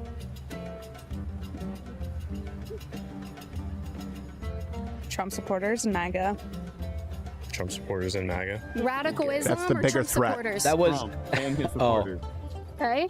I'm not answering the question. Why not? I choose not to answer the question. Radical Islam or Trump supporters? That question is definitely Jesus Christ. What made you come to the conclusion that Gosh. MAGA is worse or a bigger threat to the country than radical Islam? Well, anytime you have uneducated people voting, that's a pretty bad democracy. Yeah, uneducated people voting, saying radicalism. I don't know. We're all people. Well, in the last month, Islamists have killed 3 people at a bar. They in always Austin, self-report. One at Old Dominion It's so University. fucking bad. Tried to blow up a synagogue in Michigan and tried to kill people outside of a Gracie Mansion with a bomb. Just to be clear, also almost hit Josh in the parking lot at Costco. What about the school shooting? The ROTC And one of them students cut in took line out. in front of me at Jimmy John's. Yep. So, you know, they're little people. So I think I'll only serve half the time. I get it. It's a twofer of unsettling. It keeps happening to me. And outside the United States, that's just domestically outside of the United States. We're all people. Radical Islam is not as big of a threat as Trump supporters. Yet in December of 2025, 15 were murdered on a beach in Australia. Remember that one? Yeah. Then March 2026, you had an attack on Jewish sites in Belgium, Netherlands. Then March, you had 23 But I killed don't take suicide anybody bombings who in Nigeria. Anybody who actually takes like leftist beliefs seriously, like I just can't engage with them in good faith because I know they're just fucking, they're retarded. They're fucking dumb. They have no actual fucking basis. They just believe as they're told. I can't engage with that. Trump supporters, to be fair, toured the Capitol and lynched a famous gay black actor while yelling, "This is MAGA country." So, wait a second. Yeah. But, you know, it's like, I don't know. They both have their pros and cons. I've talked about this in the past. If you wonder why, and this is the problem sometimes, is that those on the conservative right, the MAGA right, nationalists, whatever you want to call it, we have a pretty big tent. You're approaching this logically, and so it's very hard for you to understand. How could someone who has an LGBTQ pin support Islam and say we're all people? How could they condemn you as a fascist and say that you're a danger to our country while supporting a religion every time it's reached a majority of a country results in execution for homosexual activity and gross violations of basic human rights, not even feminist equal rights, basic human rights for women in those countries? How? Well, for the same reason that Greta can condemn capitalist nations for burning fossil fuels while demanding that capitalist nations allow fossil fuels to go to communist ones. Their allegiance is exclusively, at the end of the day, they will choose communism. They will choose Marxism. It's not about Islam. It's not about LGBTQ. It's not about feminism. It's not about abortion and women's rights. It's not about Black Lives Matter. Antifa, take all of them. Their loyalty is to Marxism, communism. That's the root of it. That's the only way you can make sense of it, because Marxism, communism says you have to frame everyone in oppressed versus oppressor. That's all that matters. And so it's really important that you frame yourself or any group that's useful as the oppressed so that you have the moral high ground and you don't need to debate it. If there's no debate, if you can categorize yourself as the oppressed group like Hamas, like LGBTQ, like Antifa, like Black Lives Matter. As long as you can frame it that way, then you can just say there's no debate, you have the moral high ground. Their allegiance is to Marxism. Does that make sense? Does that help you understand it? This is not hyperbole. And I've been talking about this since 2008. Blue bedsheet here on YouTube. Been here the longest. It's never changed. They package it differently. That's the only thing that is altered. You pick the year, it'll be a new group. I mean, right now, Black Lives Matter is kind of gone. Antifa's kind of gone. The trans thing is kind of gone. So now it's all about Hamas and naturally Iran good, Donald Trump bad. Now it's going to the... They're going to switch whatever they need to do to frame our country in a Marxist hierarchy. That's it. And we'll continue talking about it. 11 a.m. Eastern. If you're watching this as a clip, We stream live and we take your chats every day. We still do that. We're old school. Want to continue with Caitlin Bennett. I think it's Liberty Hangout. We'll have the link in the description. This next woman, again, just think Marxism. That's the only way that this makes sense. She argued that radical Islam. Keep in mind, Caitlin Bennett did this well. She didn't just say Muslim and then switch it and edit it. She said radical Islam. Yeah. Meaning she steel-manned it as effectively as she could, and they still made the case. This lady says that radical Islam is just deserves freedom of religion like any other. They're all not bad. You know, you can't look at, who are we to judge? I can't look at you and say you're terrible or he's terrible just because of our color or our religion. If we only let people be who they are, it would be a better world. Unfortunately, we they'll try literally to make kind of the same. side with whoever they Yeah, need to in we all order to bleed the win. same, and we're all gonna Everything die is a and pay tool, taxes. and That's then the two they'll things cast we're aside the guaranteed in tool life. But we should be destroy able the to allow tool. people to be who they are. Yeah. Even if they're a radical Islamist. Yes. There's no right to judge them. Who do you think you would have more in Why common not? with? Their logic, why is it okay for a radical Islamist to exist but not a right-wing extremist? Like, what's the difference? Like, where's the logic behind that? You know, like all the problems that they think they have with MAGA are the kind of the same things that like is you know, what makes up you know, terrorist groups. Like, they're all misogynistic. They don't respect women. They don't respect gays. They're oppressive, totalitarian. Like that's everything they fucking hate, and they'll side with that. But then they think people who just want to be left alone and not have their kids indoctrinated are fucking a threat to the entire world. These people are fucking retarded, bro. Probably a radical Islam. Yeah, because I'm not hatred. I don't believe they don't push hatred. Yeah, radicalism doesn't hate anybody. God, you know, I don't believe that everybody hates. I just can't. There's a lot of hatred. He's causing a lot of hatred in this world. You know, they wear hats and T-shirts. If you're going to go to an event, enjoy it. Just be yourself. Don't advertise hatred, and that's what MAGA does. Yeah, and well, that's a good point. I'm glad you brought that up. If you saw someone wearing one of those red hats chanting "Make America Great Again," or you saw someone shouting "Allahu Akbar" running down the breezeway here, who would you feel more safe with? The one shouting Allahu Akbar. Yeah. You can't make sense of it. It's got to be a movie. She votes. This is a movie, right? They're communists. They're Marxists. Their answer makes about as much sense as the Communist Manifesto. And I mean that. I truly mean that. I think it's a lie, too. I think it's like, put it to the test. I don't think it's a lie. Put it to the test. That's what somebody has to do next. Put it to the test, have a guy run down, say, "Make America great again. Let's go, Brandon." And then, "Allahu Akbar." Yeah. Watch who runs. Well, she would probably, everybody. She would probably just soil herself and duck. But I think she believes that. Here's the thing.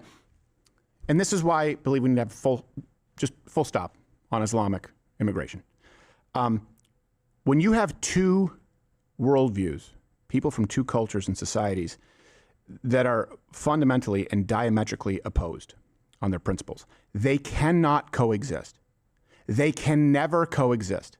The only way that happens is if one of them compromises and changes their fundamental values. Historically, if two parties are attempting that, the one that is most violent wins, because the less violent party will compromise. That's what you're seeing in the West. Let's just walk through this logically. Well, I don't think they're pushing. You don't have the right to judge. Of course you do. They're not pushing hate. They literally push hate for anyone who is not a part of their cult. You need to let people be who they are. Does Islam? Name me one Islamic country where they just let you be who you are to the degree that the Trump administration does. One. Ever in the history of mankind. Name me one Islamic nation throughout all people of like humanity just have no idea that what the was fuck more they're talking tolerant about. to They talk alternative about not being lifestyles ones and for your blind views hatred, than the but their whole fucking thought process is just based off of blind hatred for people wearing red hats. Like they're so logically fucking brittle. It's astounding. I don't understand how more people aren't like overtly against people like this, man. Like it baffles me. Like I have no actual fucking words for it. You can't be that stupid. Like, how are you that stupid? Current Trump administration. One, comment. Anyone want to make the case? You're welcome on the show. What does overpaying on your taxes feel like? When it comes to 4-year-old Kanaya, Billy, you are not. So yes! Oh, in your face! Oh! HOEO! That's a lie! This is a lie! Oh, hell no! It's a lie! Oh! Oh!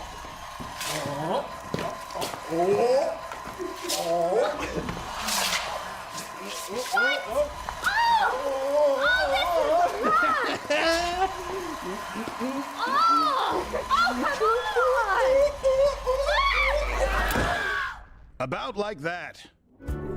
Don't let the IRS bust your balls. Visit tnusa.com/Crowder for immediate relief and expert guidance. Ooh. On the next Mark, can Anisha prove Charles is the dad right in front of Charles's own mom? It's her fault, not ours. Finally, let's go to this. I love this one. Check out this Subaru driver's incoherent answer. Who would you have more in common with, a radical Islamist or a Trump supporter, you think? Probably Islamist. Yeah. The shirt should read Miller Heavy. Ditto. Even though they expect you to cover up your hair and not show your arms. It's okay, she's or anything. transitioning, don't worry. Yes? Okay. All right, what is it about Trump supporters that you don't think you'd get along with them so well? I'm gay. But you would get along with a radical Islamist? Yes. And you're gay? Yes. Trump has one thing in mind. Would you say make America great again? No. That. I would say get Trump out of office. Okay. Would you like to replace him with a radical Islamist? Would that be better? I would replace him with anyone at this point. Like even like the Ayatollah from Iran. I would. If we could bring him back to life. Anyone at this point. As a gay woman. As a gay woman.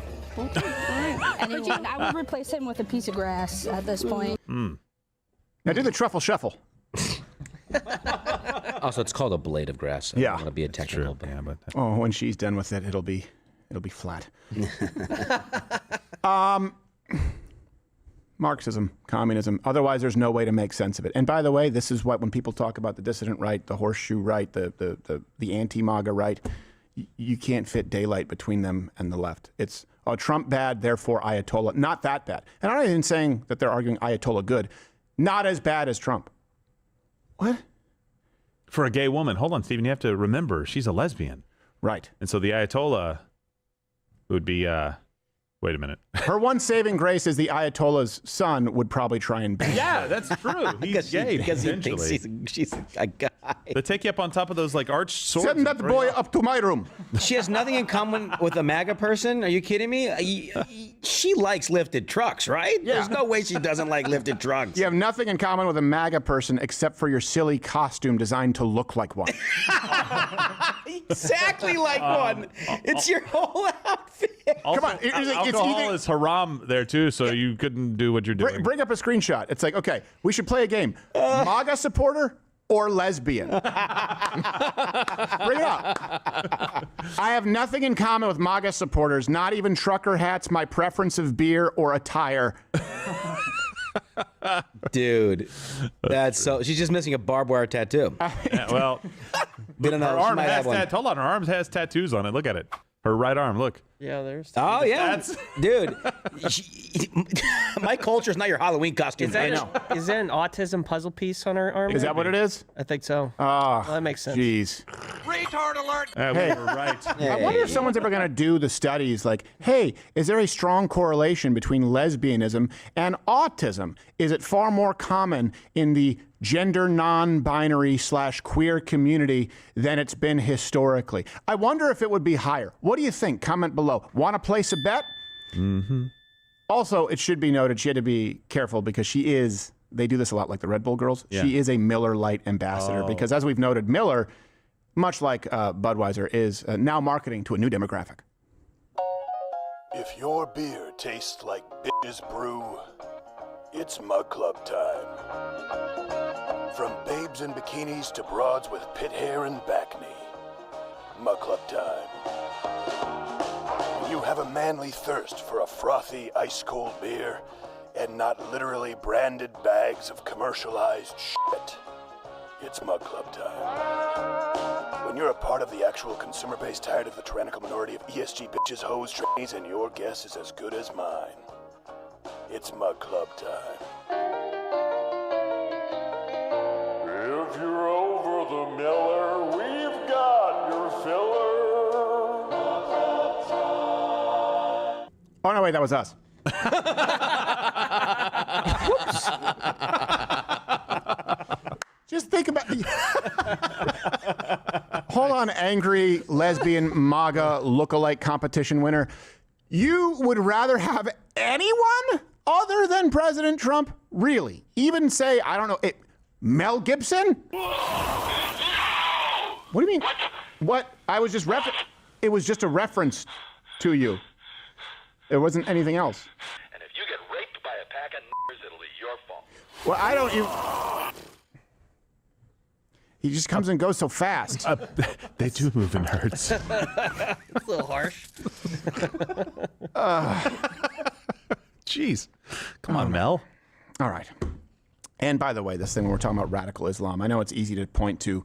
I will say, have you noticed this, the paradigm shift? When I was coming up, for example, in comedy, and then certainly on early YouTube, it was this sort of, I guess you would say cliche, like, well, the intellectuals vote, the intellectuals are atheists and vote Democrat. That's completely turned now, where the Democrat Party is, even by those who vote for it, are like, yeah, there's a lot of crazy people. The more mentally well-adjusted people, maybe they're not going to Ivy League schools, people with families, people with stable jobs, they tend to go to church and vote Republican.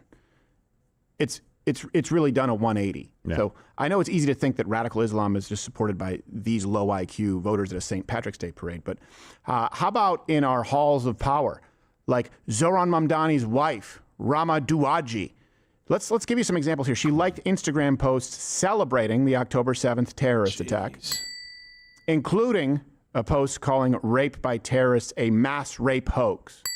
Here's the thing. Let's say that you even believe that, because some of you have been misled to believe that October 7th never happened, which I think that's a sickness. There are also people who say, if Charlie Kirk was assassinated, why was there no blood? Everyone here remember when we watched the original footage that's been wiped? You ever seen more blood come out of a human being in your life? No. That was pretty rough. Yes, but it was a lot. Right. Yeah, well, okay, that's fair. It was a lot. I've never seen that up close, a public figure in front of thousands of people. Yeah, we all noticed it. We said it right away. We were like, oh my God. It made us feel terrible. I remember I watched this. Yeah. This was before we knew he was dead. I said, no. He's not going to make it. He's probably not going to make it from that. And we all prayed here in the office. But now you have people saying, why was there no blood? That's the basis of conspiracy theories. Why? Well, I don't think that kids should have access to that footage of Charlie Kirk. I don't think that a snuff film should be everywhere. You guys remember some of the videos you saw from October 7th? Yeah. I do. People say, well, why don't they exist? That was just propaganda. I've never seen them. Well, you think that should be allowed on social media? So it puts someone in a position where they cannot disprove you without effectively committing a crime or compromise. It sucks, but I think like the footage should be there as like proof. Like it shouldn't be like widely circulating on social media, but there should definitely be a place where it is stored where it can be viewed for that purpose exactly. Their own values. So even if you believe that it was a mass rape hoax on October 7th, okay, but can you understand that a Republican candidate, and we'll get to Palladino, who's a representative, would have to be worried about the optics in liking a post supporting October 7th? They would have to worry about optics in a way that those on the left don't. They are not beholden to consistency. Yeah. And it wasn't just mass rape, I guess. Maybe it was just some rape, because I remember specifically a video of a girl in, I think, gray sweatpants, if I remember correctly, that was being taken hostage. And I guess, based on her post, it's normal to bleed from your crotch. Right. That video didn't happen. For no particular reason. And there's no video of Charlie Kirk bleeding. That's the problem with conspiracies out there. And by the way, it's not a conspiracy to say the whole world colluded on COVID. It's not a conspiracy to say, hey, people were deplatformed in one day by every single major big, because you can observe it. It is a conspiracy to say October 7th never happened or Charlie Kirk never bled. But I see that out there. Sad. So this same person, Mamdani's wife, also October 7th was the fucking attack that Hamas carried out in Israel. They, I think it was the one where they like parachuted in or like paraglided in and fucking attacked like a concert and kidnapped a bunch of people. It was pretty fucked up. Glorified Palestinian terrorists like Layla Khalid, a plane hijacker. Shadi Abu Ghazala, a Palestinian bomb maker. It's a familiar last name. Yeah. This Mamdani's wife commemorated the first Intifada terror uprising, which was, of course, established by Hamas. And reposted this post that was addressing American service members. Okay, this is the post she reposted. Mamdani's wife. Taps Mike, American soldiers fighting in imperialist wars are not brave, nor are they fighting for anyone's freedom. They are mercilessly slaughtering third world civilians and fighting to maintain American hegemony. That is all. Thank you. Drops Mike. Do you guys remember Bill Maher lost his show, was politically incorrect on ABC? Dinesh D'Souza was on his show.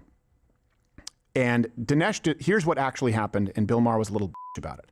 But I'm just trying to give you some context as to the level of controversy, because back then, this is why Bill Maher lost his show. Collusion was Dinesh war. D'Souza said, well, one thing, it's a wrong, war. something to this effect. It's wrong to assume that our enemy is cowardly. They are not. You can say what you want about people. They're wrong.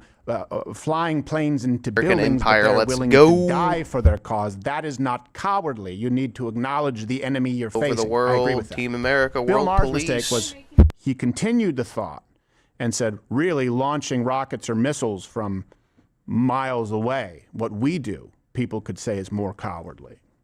Something like that.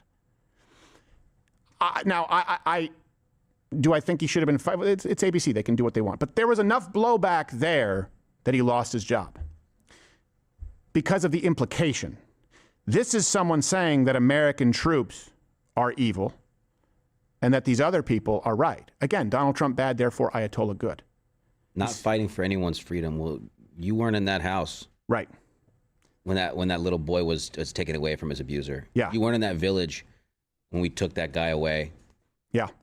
What he was planting landmines in the streets. We followed the kids so we knew where to walk because they knew where the landmines were. We saved a village. You weren't there. Right. You didn't save anybody. I'm not a hero. I'm not saying that. Just that's crazy. You don't know shit. Yep. And by the way, you can have plenty of American service members who are very flawed, just like all men are, who are fighting because they don't want their daughters and their sons subjugated to it. They are fighting for something to a varying degree, depending on your view, that is righteous in comparison to radical Islam. How does the left justify? How do they rationalize their positions? Always in your head go, Marxism. Then you'll understand. And I want you to remember, these people who you see at the St. Patrick's Day parade, you couldn't fit a pencil between them and Mamdani's wife. The only difference, if you asked Kamala Harris or Gavin Newsom that same question, is they'd have to be a little bit more measured. If you said radical Islam or MAGA, they might say, I'm not going to answer that question. There's no difference in their viewpoint. So when people say stay home and everyone's the same, and you know what, it's a pointless whole thing is kabuki If you make a theater career of and being a soldier and you politics is all serve rigged, with honor, just like, know yeah, that those like, people you ain't saw at nothing that parade, stopping you from doing that. those people will be running your country. Is it all the same? I think that there are plenty of rhinos who are useless. Lindsey Graham can go fornicate himself. There's absolutely nothing wrong with being a warrior. Whether you're a fucking police officer or a service member, somebody who puts themselves in the line of duty to protect others and, make a living off of that, there's nothing wrong with that. Just to be clear. Murkowski, come on now. But to say that we're all the same, I think a fundamental difference is if you asked any conservative representative, let alone a voter, which one is more dangerous, radical Islam or MAGA Trump supporters? That's radical Islam. Bet you they'd say the same thing. Which one is more dangerous, radical Islam or feminism? Oh, radical Islam. They might joke. Even Antifa or... They would answer. Insert this group here. Yeah, they would answer. Because truth in righteousness matters more than feelings always. Always. Doesn't mean we always live by it, but we do believe that. The left doesn't believe that. They don't believe that at all. Everything they marketed to you, and most specifically to your daughters, less so to men, because if men follow their feelings, we'd just be conquering and enslaving. So they're like, don't follow your feelings. But everything they have marketed to you is, you're great, you're perfect. How do you feel? Your feelings matter. Your happiness matters. Our worldview is truth matters and pursuit of righteousness matters. Doesn't mean we always objectively attain it. Very different starting off point. Oh, you're still here? And you're still watching this on YouTube? You've probably noticed something is missing by now. I'm not here. That's because the live daily show is now streaming exclusively on Rumble weekdays at 11 a.m. Eastern. Tune in there.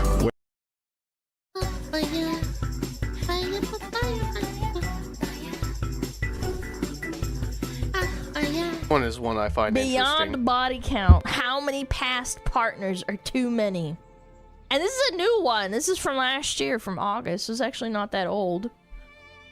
Yeah, I thought I'd read it with you guys. It's by Steve Stewart Williams. Ooh, they're kissing. Ooh, gosh.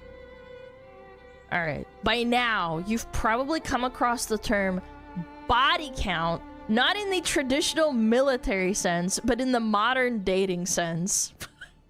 Yeah, he has to clarify that it's not your literal body count of how many people you shot. Thanks, man. It refers to the number of past sexual partners a person has had. The phrase suddenly seems to be everywhere, or at least everywhere online, often in context of criticizing people for supposedly having too high or too low of a body count. A common claim is that a high body count is fine or even desirable for men, but undesirable for women, suggesting the persistence of a traditional sexual double standard. But do people really care about prospective partners' body count? If they do, is this just a Western thing, or is it just found across countries and cultures? And is there really still a sexual double standard when it comes to people's romantic history? There are questions that my colleagues and I set out to answer in a recent cross-cultural research published in scientific reports. Okay, all right. The work was led by my colleague, friend, and former PhD student, blah, blah, blah, blah, blah, in Wales, and built on earlier research we did together when I was a lecturer there. Our aim was to determine whether concern about a prospective mate's body count is found across cultures, what exactly it is that people are concerned about, and whether men judge women's sexual history more harshly than women judge men's. TLDR, it's not just how many partners someone's had that matters, but when they had them, and whether the pace is slowing down, and if there's still a sexual double standard, we didn't detect it in our data.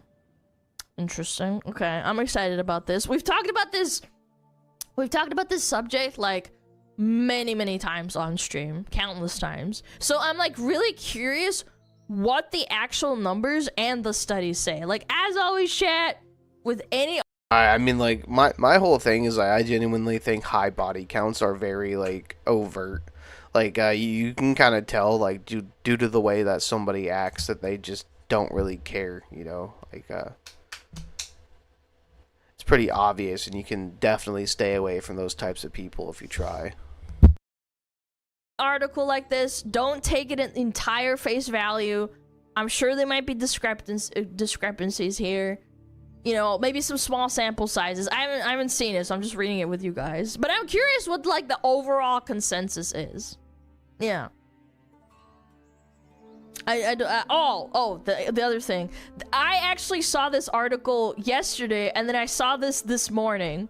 This is a German tweet. Mein französisches Tinder-Date zeigt mir das und sagt, ich habe Konkurrenz, which means my French Tinder date showed me this and says I have competition. I know this isn't like one-to-one related, but I thought it was really funny.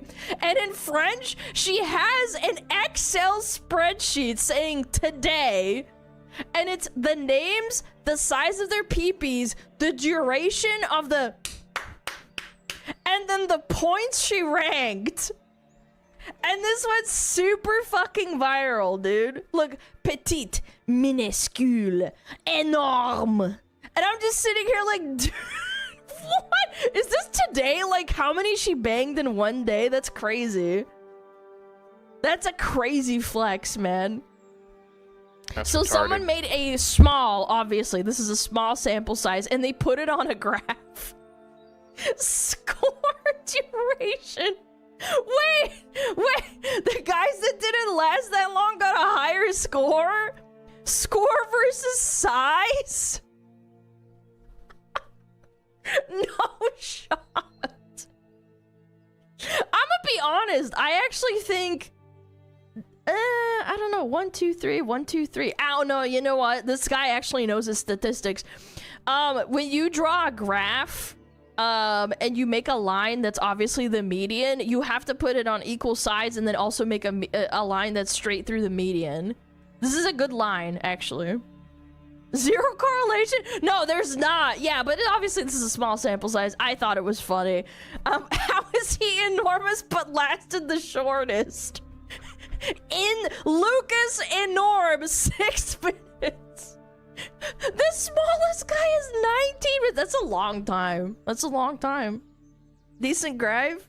Decent graph? No, I think that's a good graph. It's small, very small sample size. But anyway, I just wanted to show you this. It's kind of funny. It's a pathetic flex. Like, why are you doing this? Why do you need this in the first place? I've heard, this is just like from people that have posted online lots and lots of times. French women are very known to be very promiscuous. So I don't know. Also, how did she time it? Did she just like not enjoy herself and like counted the minutes in her head, or did she like look at the clock when they were done? That's kind of crazy. I feel like when you're doing it, you're not supposed to look at the freaking clock, but I guess if you're she's doing probably it a that much, you don't psychopath care. and started a timer. Yeah, I don't know. Very weird. Anyway, let's read, chat. Let's read. The evolutionary puzzle of sexual histories. Humans have an enduring fascination with other people's sex lives. Tell someone about exciting new research on traffic patterns, and they'll politely nod along, but merely hint at a romantic scandal, and you immediately have their full attention. You always I be kind of censored, disagree. bro. I don't You think be it's talking too about... much shit. Because traffic patterns and gossip is like two different things. I don't think it's exclusively about like people's sex lives. I think just drama is like what people enjoy. Yeah. I don't think that's correlative, but okay, whatever. That's your opinion. Don't pour sauce. I don't know. Why are we like this? Why are we so obsessed with other people's lives? Because drama, gossip. Why do you think there's grannies and like aunties outside that gossip with one another about like people? Change the culture, the argument goes, would just be as interested in aardvarks and water polo, and we make the opposite moral judgments to those we make today. I don't buy it. Blah, blah, blah, blah, blah. One variable that might be particularly salient is a person's past partner number, or what's known as colloquially as their body count. There are good reasons to expect people to care about body count and to prefer someone whose partner tally is relatively low rather than relatively high. Why? Because although someone with an extensive resume of past lovers could be a good long-term mate, they're statistically a somewhat riskier bet. Okay. They may be more likely to stray and less likely to commit for the long haul. Yeah, I mean, that's not an outrageous claim, no. For men throughout our evolutionary history, this meant an increased chance of ending up investing in another man's child. For women, it meant an increased chance of being left holding the baby, which is arguably like a million times worse. Would never No, fucking actually, raise no, if another you- woman's kid, bro. Gosh, it's another so- dude's kid. like- Fuck that. It's different, but it's also the same. I shouldn't have said that. I shouldn't have said like, oh, it's a million times worse, because if you're left holding this child, that means that you have to deal with it growing up by itself. But then if you're holding another man's child, what if you don't know that it's your child and you're just raising it as your own king? Yeah. If you're raising it as your own king, not king, kin, like your own family, despite it not being genetically like related to you, you're still being a good dad. It's like, oh man, I don't know what's worse. I think they're just both equally fucking sucky, to be You honest. shouldn't have to put the effort into Both something that's sexes not more your past progeny. partners meant an increased risk of sexually transmitted infections. That's absolutely across the board. Because statistically speaking, if you have a lot of sex, right? Like you're doing it a lot. If you're doing She it a lot with probably different has. I haven't people, seen a and lot that in a person is while. also doing it a lot with different people, presumably. I mean, I think maybe, this is just like her because you're live both 2D doing model. one night stands, maybe. Your statistical probability of encountering someone who has a disease and then giving it to you jumps up astronomically. Like, obviously there's also partners that cheat in long-term relationships that can catch something that, like, oh, it was a one-time thing, sorry, I gave you gonorrhea. Like, that's horrible, that sucks, right? But, like, statistically speaking, yes, obviously if you're more promiscuous or you have more partners, then yeah, you're going to pick up more STDs. Given these risks, it makes sense that people would generally prefer partners with fewer past lovers. They might not necessarily want partners with none. In societies where premarital sex is permissible and common, serial experience could also be seen as a red flag. In general, though, less may be more. In some cultures, they basically shun you if you do not, if you have, if you break your hymen when you're a girl at a young age, whether it's through sex or sports or something. Like, yeah, they value that and they put that on a pedestal, which I think is fucked up. Yeah. I don't know. Like, guys, how do you feel about, like, a girl that doesn't know how to, like, kiss you or, like, do things with you? Is that, like, attractive to you? Do you not mind it, or you just not care? Would you teach them? Better to be the teacher. That's in cute. all honesty, it's better to That's be the fine. teacher. I can fix her. I don't care. We are guys. We don't feel no. Like being in that position, like I've been with my wife for 15 years, like ever since we were kids. Like it's definitely best to have like a really pure relationship like that. Oh, that's not true. Guys feel all the time. What do you mean? That's fine. She can learn. I can be the teacher. Fine, but annoying? Yeah, I would say, like, yeah, I mean, it's not the end of the world, but I mean, teaching isn't that bad. You think we have a choice? Yeah, sure, why not? I don't know. This is kind of just laying down the foundation, I guess, this first little section. Yeah, I want the numbers. Get me to the nitty-gritty. In a 2017 study, Andrew and Caroline and I put these ideas to the test with a sample of young adults in the UK. The results were exactly what revolutionary reasoning would predict. People prefer prospective partners with a relatively low body count. Okay. As shown in the graph below, the sweet spot was 2 to 4 past partners, fewer or more reduced attractiveness. Oh, you mean like, oh, she was kind of ugly and that's why I banged her, or what? What does this mean? Willingness to engage in relationship, number of past partners, and prospective mate. Yeah, no, it's a very correlative. Bang. Boom, boom, boom, boom, boom, boom. I'm surprised that this is actually low. We're watching a whole thing about body count and how it affects things. Runya. Smugalana. She's one of your people. She's European. Lower than at the start. Interesting. In effect, people wanted someone with a bit of a past, but not too much, which was the title of our paper describing the research. Okay. Seems fair. Intriguingly, we found no evidence for a sexual double standard. None, zilch, nada. Oh, okay. Contrary to what's often claimed, women weren't judged any more harshly than men for having a high body count. That's not to say they weren't judged for it, but only that men were judged too. I mean, yeah, logically, like, if 60 plus partners is kind of crazy, though. Like, statistically speaking, you probably have an STD of some sort. No gender comparison? No. I don't know if you've missed it or not. They said they went gender. They did a study based on gender. I think it's later on, probably. This is just based on, like, everyone, right? No. Actually, we have a lot of like varying age Gotta range catch 'em all. volleyball. Like some of us are kind of fucking old as shit. This can be seen in the next graph. I'm not The gonna left panel out show anybody's willingness age, for but long-term some of us are fucking relationships. old. Blah blah blah blah blah. These results fit nicely with a key claim of evolutionary psychology, namely that for short-term relationships, men are less choosy than women, whereas for long-term ones, the sexes are about as choosy as each other. The results don't fit, however, with the idea that there's a sexual double standard. What's the matter, Fashizi? That Grannies women need are love judged more too, harshly bro. than men Go get for you their a granny. prior sexual behavior. Long-term versus short-term. The black one is the men, and the women are the white one. Yeah, it's almost identical. It's literally almost like the same roller coaster. Choop. That's insane, actually. I would have thought there was a discrepancy with how much people freaking talk about it. Yeah. That's crazy. Like, look at this graph. Like, you ask most people on the internet, and they would say, like, women don't care about men having a lot of sexual partners, but they obviously do. Like, look at that. It's almost identical, really. Almost as if everybody cares Like, about I think it. the reason people have this misconception is because men are way more vocal about it being a turnoff.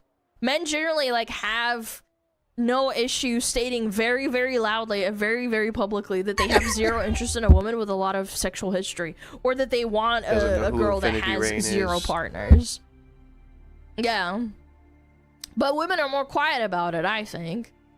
Like, they feel the same way, but they don't post about it on Twitter or make TikToks talking about how it's an ick, right? They're focused on more important things. Like, is he 6 foot tall, making $300K a year? Is he buying me Gucci bags? Oh my god. Here's like what I think. I think men and women both don't like it if a long-term partner has many past sexual partners. But I think where that specific issue ranks against other issues in the dating thing, like in the dating, what is it called? Like requirements or like standards, I think they rank it very differently. Like, in other words, how many past sexual partners a woman has is like a top 3 issue for most men. But how many past sexual partners a man has is a woman, as a woman, is a lower tier issue. Like, I would like to see a study. Like, personally, I think they should have done a study on that, like how they rank their relationship requirements, like, and include specifically like sexual partners. Used the holy ball. That shit like, was I wild. hope they have one in here. I don't know. Maybe they do. Maybe Expect they it don't. to go so viral. I'd find that interesting. Women should care, but to be honest, they do care. That is clearly shown. But how much do they care compared to men? Because I think that's where, me personally, I think that would be like a discrepancy of gender bias, like where the genders are different. Because clearly it's shown in this instance, for example, that it's not that different. It's really not. Body count isn't the whole story. Fast forward a few years and Andrew and I decided it was time to revisit the topic. He had several reasons for this. Firstly, our original study was conducted in the UK only. Okay. Leaving it uncertain whether the preference for a lower body count would replicate in other countries and cultures. Okay, that's a good study basis. Based on our evolutionary explanation for the effect, we suspected it would. But suspicions are never enough in science, and we wanted to put our money where our mouth is. Or was.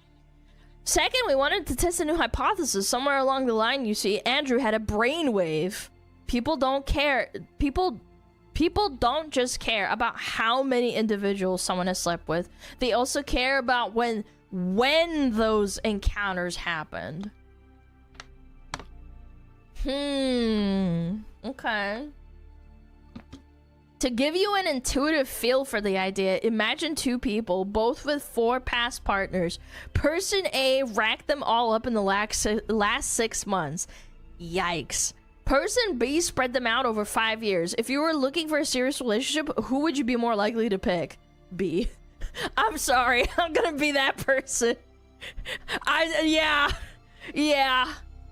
No. Because I'm gonna, like, correlatively in my monkey brain, right? Like, I am monkey. I would be like, what if I'm just another statistic to them? Yeah. Like, I think that's just how your brain works. You automatically go, like, boom. Yeah, absolutely. Who would you prefer long-term B? Okay, I'm gonna go B. Aw. Oh no, I can't click it. Aw, oh well. Our guess is I'm sure would have guessed that most people would opt for person B. The rationale is simple. While past behavior is a good predictor of future behavior, recent past behavior is a better predictor than ancient history. I mean, 5 years is a pretty long time, I'm not gonna lie. It is. That also is, I will say there's a caveat. If it's 5 years and it's like 20 people, I'd be like, I'd be doing math in my head. I'm like, so statistically, how many people did you bang? Did you do them all in one go? Or did you space them out? What is the statistical probability of like how much time was spent in between each partner? I'd be like doing the math. I'd be like,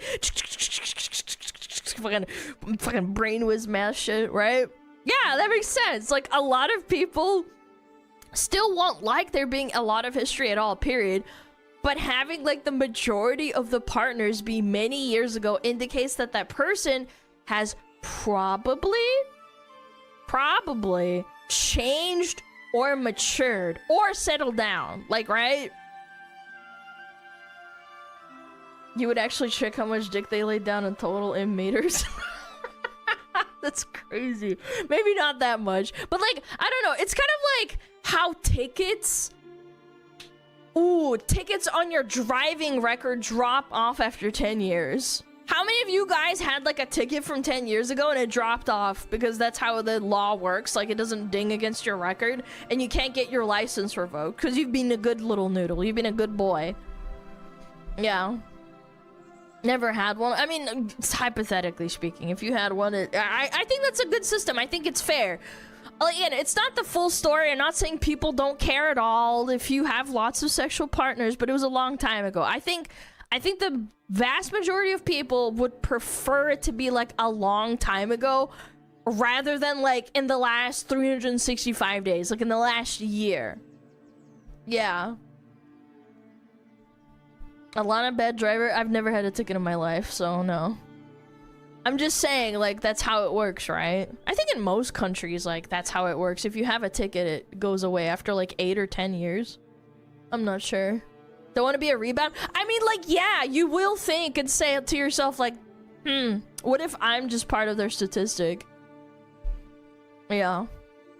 And then just peace out.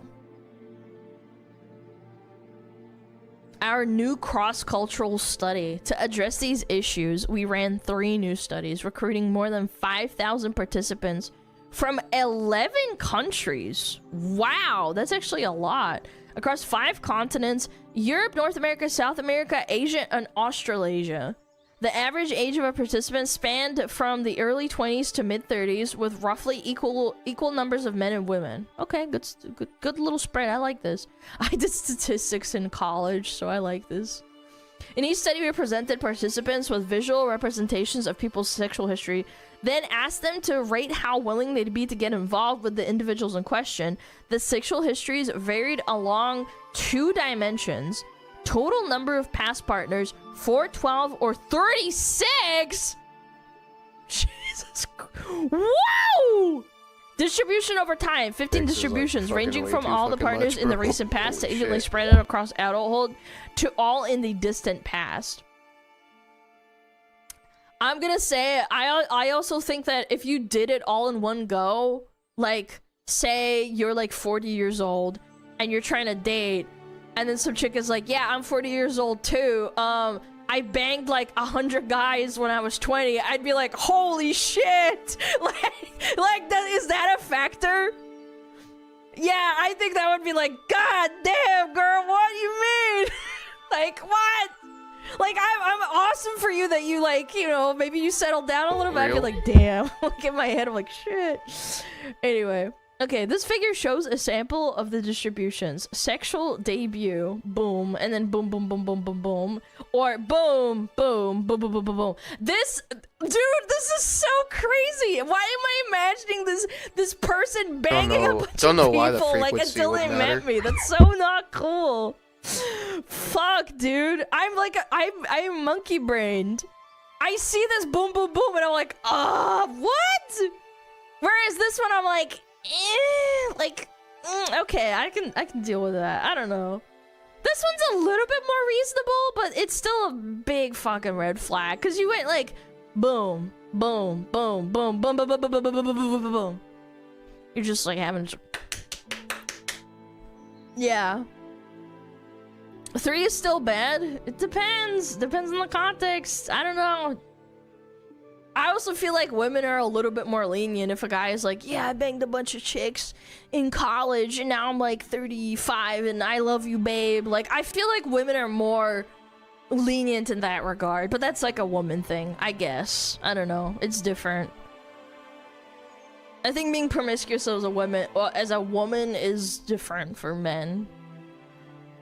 I just don't like the number of tick marks in general. That's true too. If it was a little bit more spread out, I think I'd be feeling differently too. But anyway, what did we find? Okay, here are the 3 main findings emerging from our research. Okay, all right. Body count is a big deal everywhere. Ooh. In all 3 studies, we found a strong effect of body count on people's willingness to pursue a long-term relationship with the target individual. The higher the body count, the less willing they were. 4 past partners were better than 12. Obviously. 12 were better than 36. No, really? Whoa. Clearly, the consequences of one's actions should I don't think I was even like really good friends with 36 people. In my entire life? Like from childhood to like now? Like maybe I've been really good friends with 36 people, but like banging them, that's crazy. As expected, this pattern held in every nation we survived. The strength of the effect varied somewhat from nation to nation. It was weaker, for instance, in more sexually liberal countries like Norway and the US than in less liberal countries, less liberal ones, sorry, like China and Poland. Polska Góra! Poland mentioned! Bober kurwa! But the effect was always present, was always strong, and it always went in the same direction. See for yourself. Hold on, I don't want to spoil it for myself. I don't know, that is crazy. That's insane. I'm going to Poland? What, you don't bang your bros? No, I meant like even like as a child, like if I knew a good adult, like a good friendly adult, that's what I count as like a person that would be good, like a friend. Well, that's a good point of fucking women just I'm doing like whatever the fuck they distributing it want, because I regardless don't of really whatever like they talking say. to people that much. Yeah. It does depend how religious you are. Most religious people are usually inclined to people who have 0 past lives. They didn't even take this into account, which is totally fine. I think that's another variable which could skew the statistics. So I think they just took a baseline. Like, I don't know. It's another factor. Yeah. Polish girls are freaky. Oh, I don't know about that.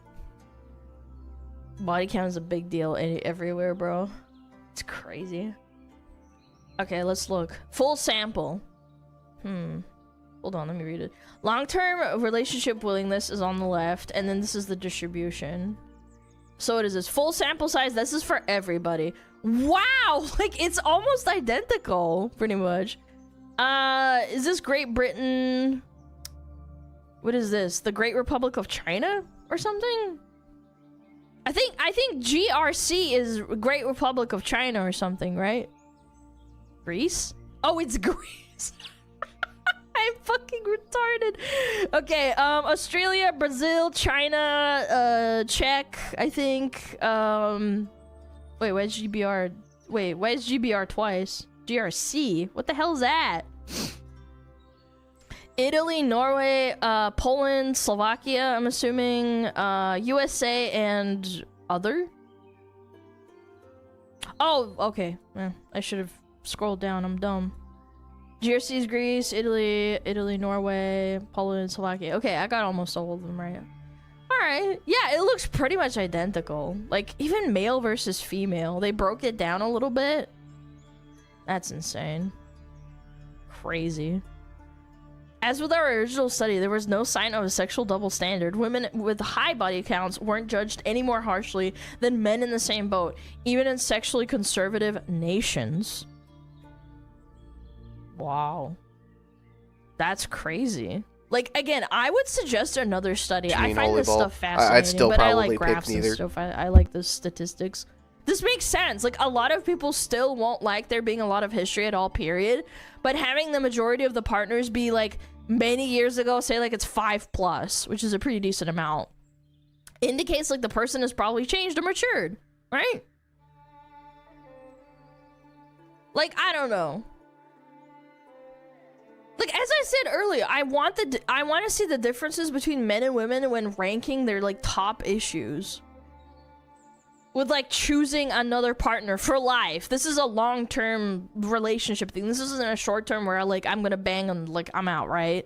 Like, number of sexual partners, income. This is another good one. Political affiliation. Not white. Weight. Maybe, like, height. Attractiveness. Obviously, men are not gonna care as much about height, but then women do because that's fucking part of evolution, too. Attractiveness, like maturity. Someone suggested in chat religion too. I think that would be like a really interesting statistic as well. Sense of humor. I think that would be harder to gauge, but like I think that would be interesting. Maybe like even age or like hobbies. Like, is he a gamer? Does he just like do woodworking or something? Yeah. Take all of these things that people like consider when choosing a partner and rank them from most important to least important. I bet you'll see like a massive difference between men and women because biologically we value different things because of evolution.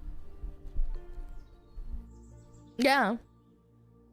There was a study for hobbies and habits. Well, I'd want this to be included too. Like, again, all these questions, they can correlate or they can be like, they can show polar opposites. 4, 12, and 36. Interesting. What book she's reading? People prefer partners with a past that's slowing down. In all 3 studies in every country, people expressed greater willingness to get involved with individuals whose number of new partners was decreasing over time. A partner who'd settled down, so to speak, was consistently more appealing than one whose rate of new recruits was ramping up or even holding steady. But yeah, because you think you're going to be part of their, like, statistic. It makes sense. The effect of partner distribution was smaller than the effect of body count, but was still far from trivial, particularly when the total number of past numbers was high. Once again, we found little in the way of sex differences and willingness to get involved, and little in the way of sexual double standard. So the dotted line is... Oh, the dotted line is male, and then the non-dotted line is female, and then it's 4, 12, and 36. The same color distribution as the previous one. Wow. Yeah, actually, you know what? The men can care a little bit less here and there. Full sample size! Culturally... Look at China! That's crazy. Wow. This is fascinating. I would love to, like, look at this a little bit more, but we're on stream. People high in sociosexuality are less swayed by body count. A final result was that people who scored high in sociosexuality, in other words, those more open to casual sexual relationships, so like one-night stands and stuff, were less affected by both partner number and partner distribution. But even these individuals weren't completely immune. Both effects were still present, they were just muted.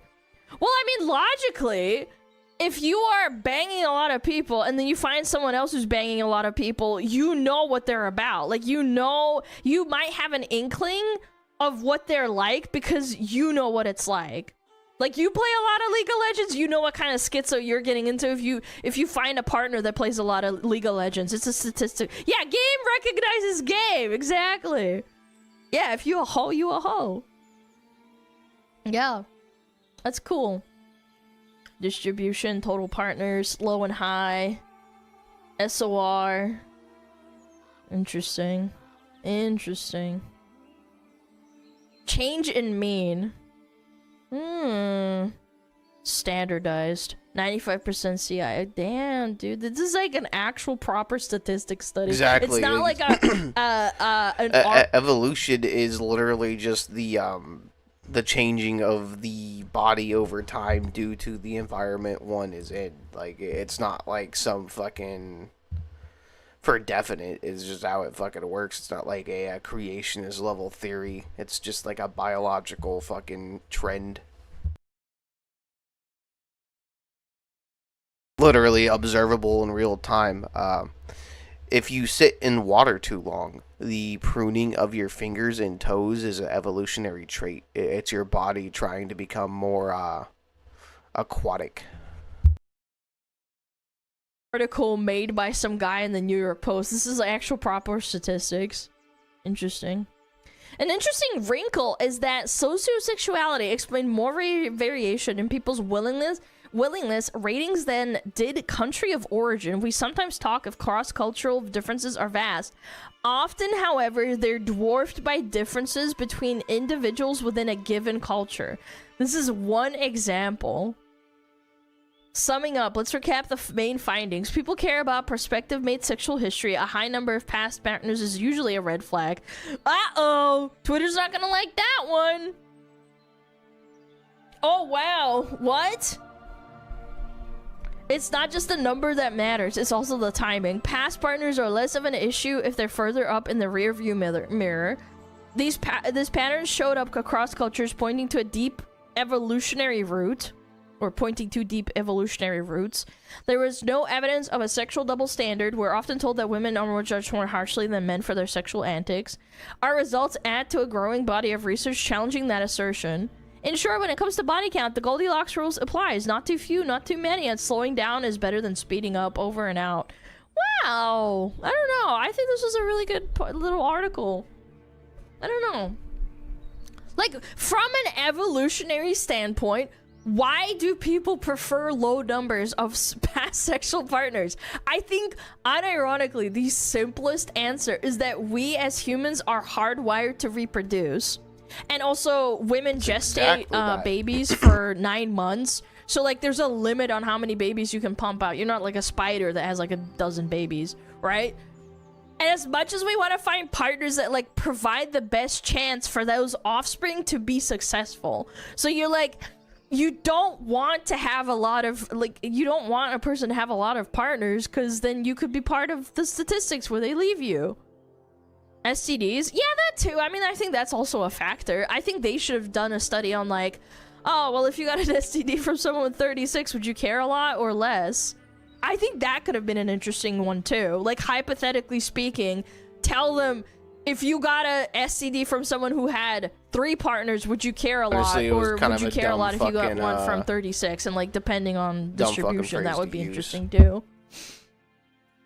I don't know. I think that's fascinating. I also think having a high number of past partners, sexual partners, is a soft indicator that it's more likely that the person isn't going to stick around or be present. Like, you have pattern recognition. Whether you like it or not, people can say, oh, I'm not like that at all. Like, I don't know, man. Your brain is hardwired to notice patterns for your survival. Like, I'm sorry. That's just how it is. Sorry. That's my guess. Like, on top of that, obviously, there's a slew of other issues. Like, it indicates lower levels of maturity. It indicates impulsiveness, right? It indicates a lack of, I'm putting this in brackets, like, purity, right? It indicates low levels of faithfulness, especially if it's closer to you meeting them and it's, like, closer to you, like, in the last 6 months or a year, right? Like they're not gonna cheat on you if you're their first partner in the last 5 years. That's just how it is, right? But I think at its core, if you just look at our, like, monkey brains as a species, someone with many past sexual partners just isn't close to ideal for reproducing and passing on your genes. Like, what if they just fucking leave? Yeah. The same as tattoos? I mean, I think having kids or the potential of children is a lot more serious than getting a tattoo, because you can remove the tattoo. You can't remove the child unless you, I don't know. I'm in more like actually producing the child. I'm not gonna get into the whole abortion thing. I'm not gonna touch a sensitive topic like that. But the joke is like, you can't throw out a 2-year-old into the street. You can get rid of a tattoo that you got 2 years after. Okay, yeah, just yeeting the child out the door when it's like 2 years old is like it's fucked up. You can't really do that. It shows impulsiveness? No, I was making a joke out of it. No, you're totally right. Yeah, if someone gets tattoos 5 years ago, I'd be like, whatever. Maybe you'll get laser removal if you really regret it that much. Yeah. Yeah, like term abortion. I know, it's a sensitive topic. I'm not gonna make jokes about it that much, but, I mean... You know what I mean? Like, I don't know. My personal opinion, I think that ultimately this does genuinely show that it's really not that culturally different. Well, that was interesting. You know, I think I learned a little bit. I always enjoy statistics. You know, with that, I think here's like a good stopping point. Been about almost 4 hours in now. 10 more minutes and we'll have the 4-hour mark. But I got some shit to do today. I'm probably going to come back a little later, play some Crimson Desert on the Xbox. Got my capture card all set up and ready for it. Just got to turn on the thingamajig on OBS, so I got to tune that up. But, yep, thanks for coming out. Appreciate the chatters as always. You the real ones. Shout out to Feeble Mind. He's a dork. And that being said, catch you guys later.